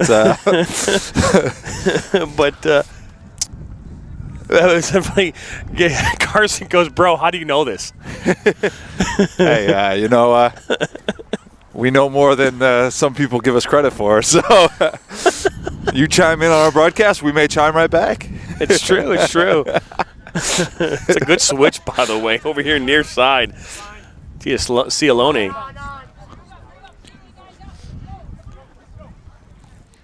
He's like, how do you know this? Well, we don't know if you're actually in your dorm room, though. I don't. To be fair, I think he just knows that you go to Tennessee University. Your parents were telling me you had some chemistry exam or something that. Oh boy! You're on your way to. You know all the information. Now he's like, bro, this is really creepy. He's got pop off. You've got Garrett plays it inside. Oh, good move. This is Katala. Finally dispossessed. A good piece of individual dribbling there. Unable to find a teammate, and Chiefs will now try to counter. Chemistry, by the way, sounds awful. Oh, that's a tackle. That is a tackle. Of all the fouls tonight that have been cautioned, honestly, that one may look bad, but that's just a foul. It's just a foul. There's nothing more there. It's just it looks a lot worse because the way the kid goes down, but he just clips him and it goes down there. And I think good on the referees there just to call the foul and move on. As we approach 12 minutes to play here in the second half, another long deep free kick coming here for the Chiefs. Well, free kick taken and long ball cleared away.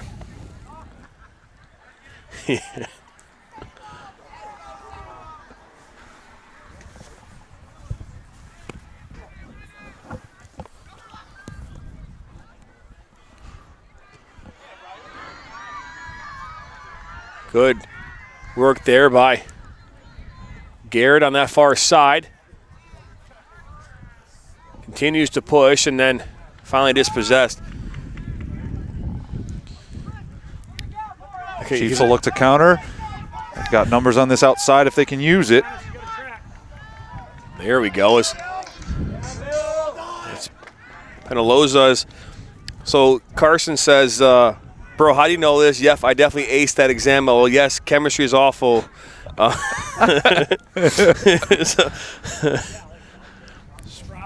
Michigan Soccer Network, we know all.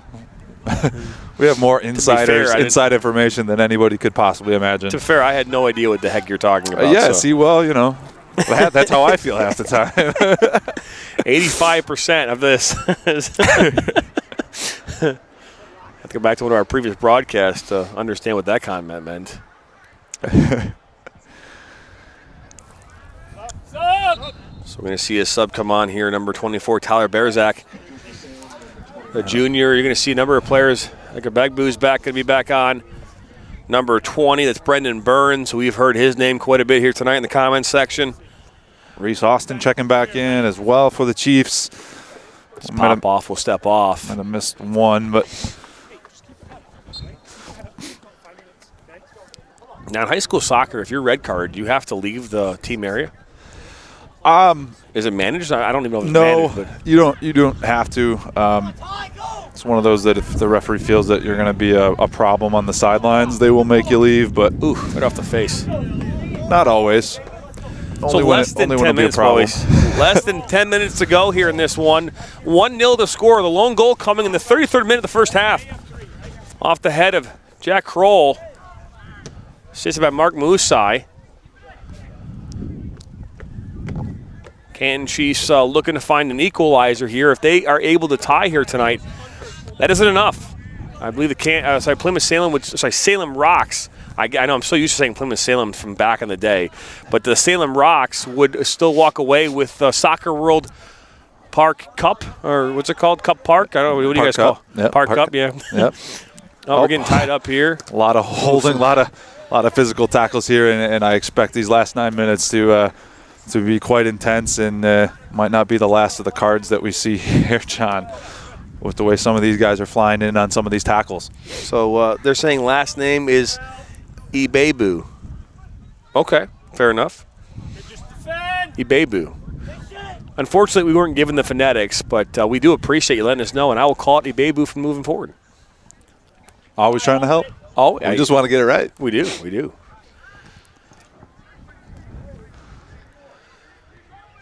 But to be fair, I kind of like the Begbu. I'll tell you what. I was at a restaurant the other day and almost ordered chicken paprikash, strictly out of principle. Oh my goodness gracious! Oh man, you'd have to have been watching a lot of Michigan Soccer Network to get that one. But Sadowski puts this one in for Thomas, and that's gonna be poked out for a corner kick. Parkins, just be selective, right? Just be selective. So, no, they're going to call that a goal kick. I apologize. I thought that was a corner. I originally thought that we were getting that call as well, but looks like we've got a goal kick coming out here for the Rocks. Are those reviewable? Not in these games. That is not the case. Actually, I don't think at any level. We have the check. iPad. I mean, well, we can. Correct. Oh, this is a good looking ball, but I think Garrett might have been in an offside position. Just a little shove in the back, because now we're going to have a free kick coming up here. Presley's been putting some big balls here in the box. This is going to be a challenge here for Wiley and the Rocks. Yeah, this one from a little bit much more dangerous position on the attacking side of the half. An opportunity to put one in and really create some havoc here. And Rocks are going to have to be strong defensively to make sure this opportunity doesn't go in.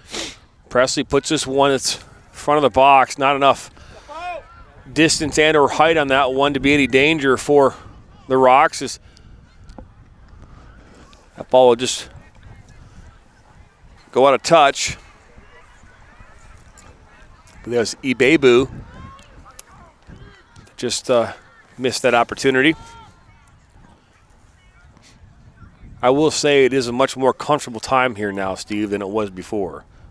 It was truly uncomfortable on all levels here. And the really sad thing is I'm sure it's going to be like 85 degrees next week. It's like I'm now in sweatawetta, it's like, oh, a ball that goes to Hart. Hart will take a shot, deflected. Look how the face maybe there of Kroll. Bennett, sit with Kroll. Sit with Kroll. It's Wiley. It's Jonathan Wiley. Spelled the same way as yours truly. Not a lot of those out there, I feel like. That's why it's so strong. You eliminated a letter. No need for the H. There's an opportunity for Garrett. Turns, looking to fire one. Oh, keeps going. Garrett, far post! Off the post! Oh, my goodness! And goes out. Off the inside of the frame and stays out. Somehow comes across the face of goal, off the inside of the post, and stays out of the net. An opportunity there for the Rocks with just over 5 to go to potentially clinch this game and all but seal it. Unable to do so as Foster Garrett with an absolutely ridiculous opportunity and chance for the Rocks, but the post comes to the rescue for Luciano Testa tonight, and this game remains 1-0. Yeah, Foster Garrett, the individual effort to get by those three defenders, get inside the 18 and fire one with his left foot like that far post. I mean, from our angle, Steve, we had the perfect angle, and thought for sure it was going in. I mean, just the way that, because those curved bars, you would think that would just go right on in, but no, not so much. Not today. Says that far post. Not today, my friend. You probably asked Mark Zemansky. He's like, I moved that before the game, just a smidge. This ball is played long. Thomas was right there for the Chiefs, and it's Billy Bear Prozac that was there for the Rocks. Ball back to Wiley, who will clear this up one time, just shy of midfield.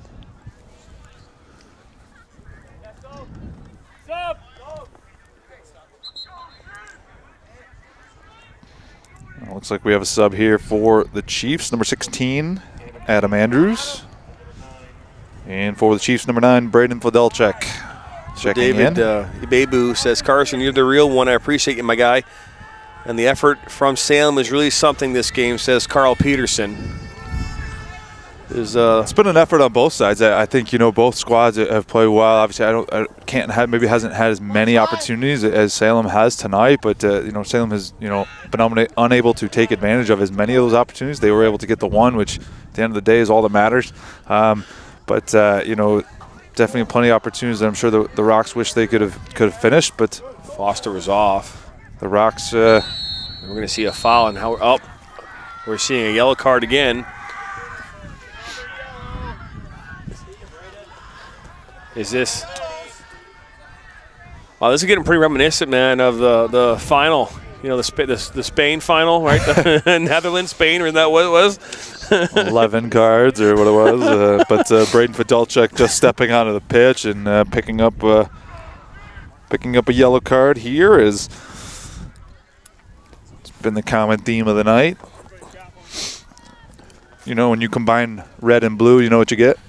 A yellow card. Oh, boy. Clock back on. His ball played in. Oh, look at this opportunity. Out comes Testa. He's able to collect it. You had Foster Garrett right there, as well as number 16, Adam Andrews, who I don't know if we've seen him yet tonight. He's made his first appearance just here stepping onto the pitch. Ooh, that looked like a handling. Referee did not think so. Ball keeps getting given away here in the midfield. Now, Ellis, you got Garrett, who's off by a mile. Yeah, just unaware where he was in the back line. If he just takes a look, he's able to slow himself down, but doesn't pay attention, and runs past that back line. And offsides free kick coming here to the Chiefs. Under 3 minutes ago here from the PCEP, known as the Park, here in Plymouth. You mean PCEP? the PCEP. PCEP. No one spells it out, John. I don't know, man. PCEP? I don't know you guys. There you go. See? Now you got it. The PCEP. You're going to be a regular. Yeah, maybe. Like I am at Swinehart That's why now. You just call it Plymouth Field or something. I don't know. Come up with a name. Like I'm at Swinehart Field or yes, those yeah, not. Thank you. Or Runkle Field, like at Silverhead Stevenson, right? Sadowski. Yeah. Oh, a good ball into Hart. Hart, what a save by Wiley. What a save from Wiley as he's able to, I believe maybe it was a kick save and keep it just wide and keep this shutout going here for the Rocks. An opportunity for the Chiefs right on the doorstep with an opportunity to tie this game. And Jonathan Wiley coming up with a save of the night. Oh, my goodness. You talk about a strong name, a strong save right there, John. A kick save and an absolute beauty. The 2 minutes to play. Wiley point blank from number 10, Wesley Hart, just unable to find the back of the net with under 2 minutes to play now. I think some of the Salem faithful may want a card there, but honestly, the best thing for the Rocks in this position is to not and just let that clock tick. 90 seconds to go, and right now you're battling pretty much this clock if you can find a way to seal this away. Get this to the corner and tick off some more seconds. Foster Garrett will come in. The ball cleared away front and up and out. So now they're going to stop the clock.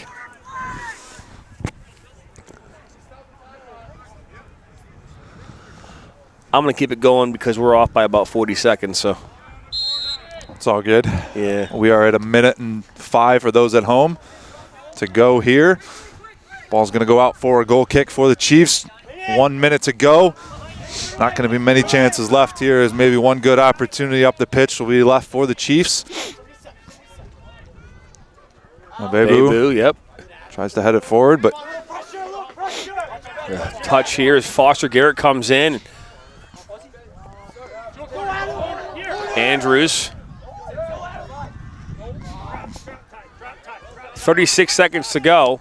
This ball is cleared away. Player down here on this near side. As the rain is starting to fall now, with a little more pace to it.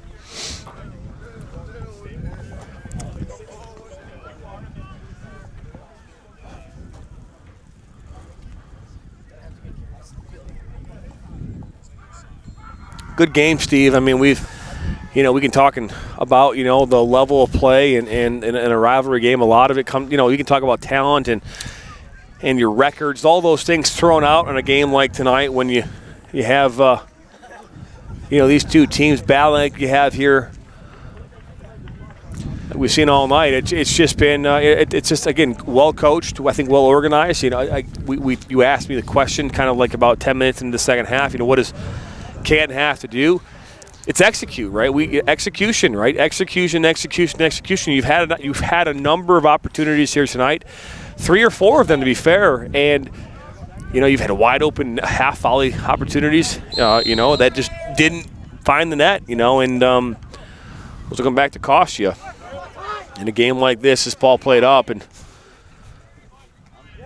Quijano will clear this up. Now actually stay on the pitch. And they're going to bring it back with 5 seconds to go. And that's going to do it. And the Salem Rocks are going to win this game here tonight. And I believe also win the Soccer World Cup, Park Cup. Sorry. The Soccer World Park Cup. 1-0 is your final score. Absolutely great effort from both sides tonight. Both teams, battled all the way through the 80 minutes. Came down to the one goal. The header from Jack Kroll was able to finish off a well-placed free kick from Griffin Ellis. Gets headed back across from, I believe it was Mark Musai on the assist. Finds the head of Jack Kroll, and that's the difference in the game, John. A well-fought battle, and both these teams will definitely, I'm sure, try to build off this and get better for the remaining run of the season. But the Salem Rocks continue their good run of form. They improve their record. So is there going to be a trophy presentation right now or something? They will claim the Soccer World Park Cup. Will there be a trophy presentation, Steve? Or? There will be. There should be. I assume here once the handshake line is complete, the Salem Rocks will keep the Park Cup trophy in their cabinet as they were the winners in the 2021 season, and they will continue to hold this through the 2022 season as they are the Soccer World Park Cup champions. You said Soccer World Cup Park. Park Cup champion. Park Cup. Yeah, Cup. Park Cup. It sounded like you said Cup Park. I didn't. Oh, okay, we'll go back to the tape. The good thing about this is we have tape. It's a good thing. But I'm just curious if they're going to get this presentation out, or. But it seems like they are going to. We'll stay around here for a few moments, and hopefully they'll do this whole presentation. We'll be able to catch it. Maybe we'll grab a player or two, our coach.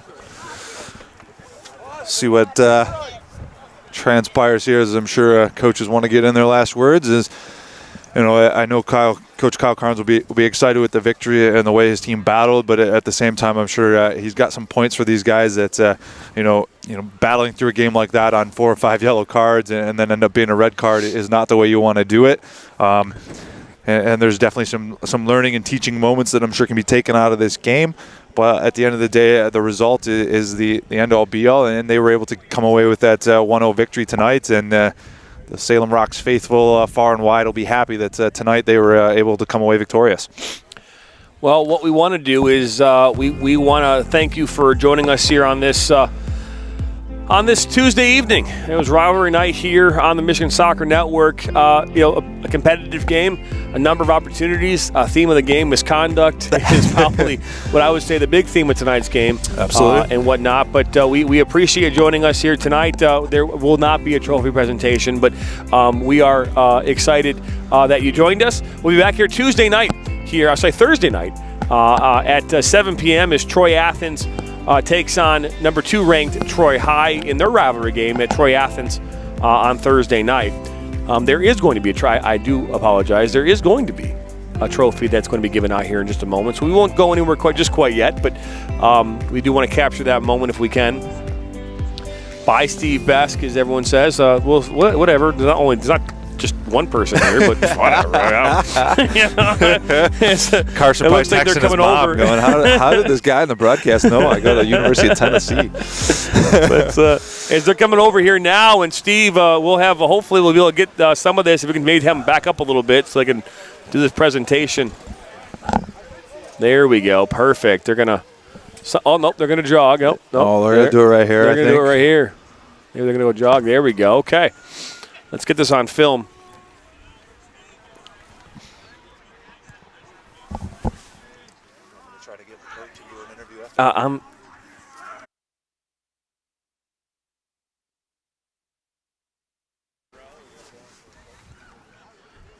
So you're going to see now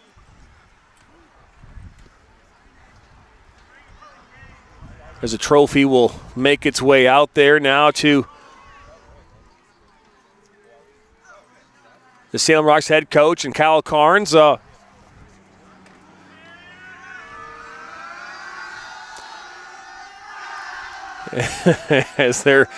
And there you have it, your 2022 Soccer World Park Cup champs, the Salem Rocks, with a 1-0 win here tonight over the Canton Chiefs.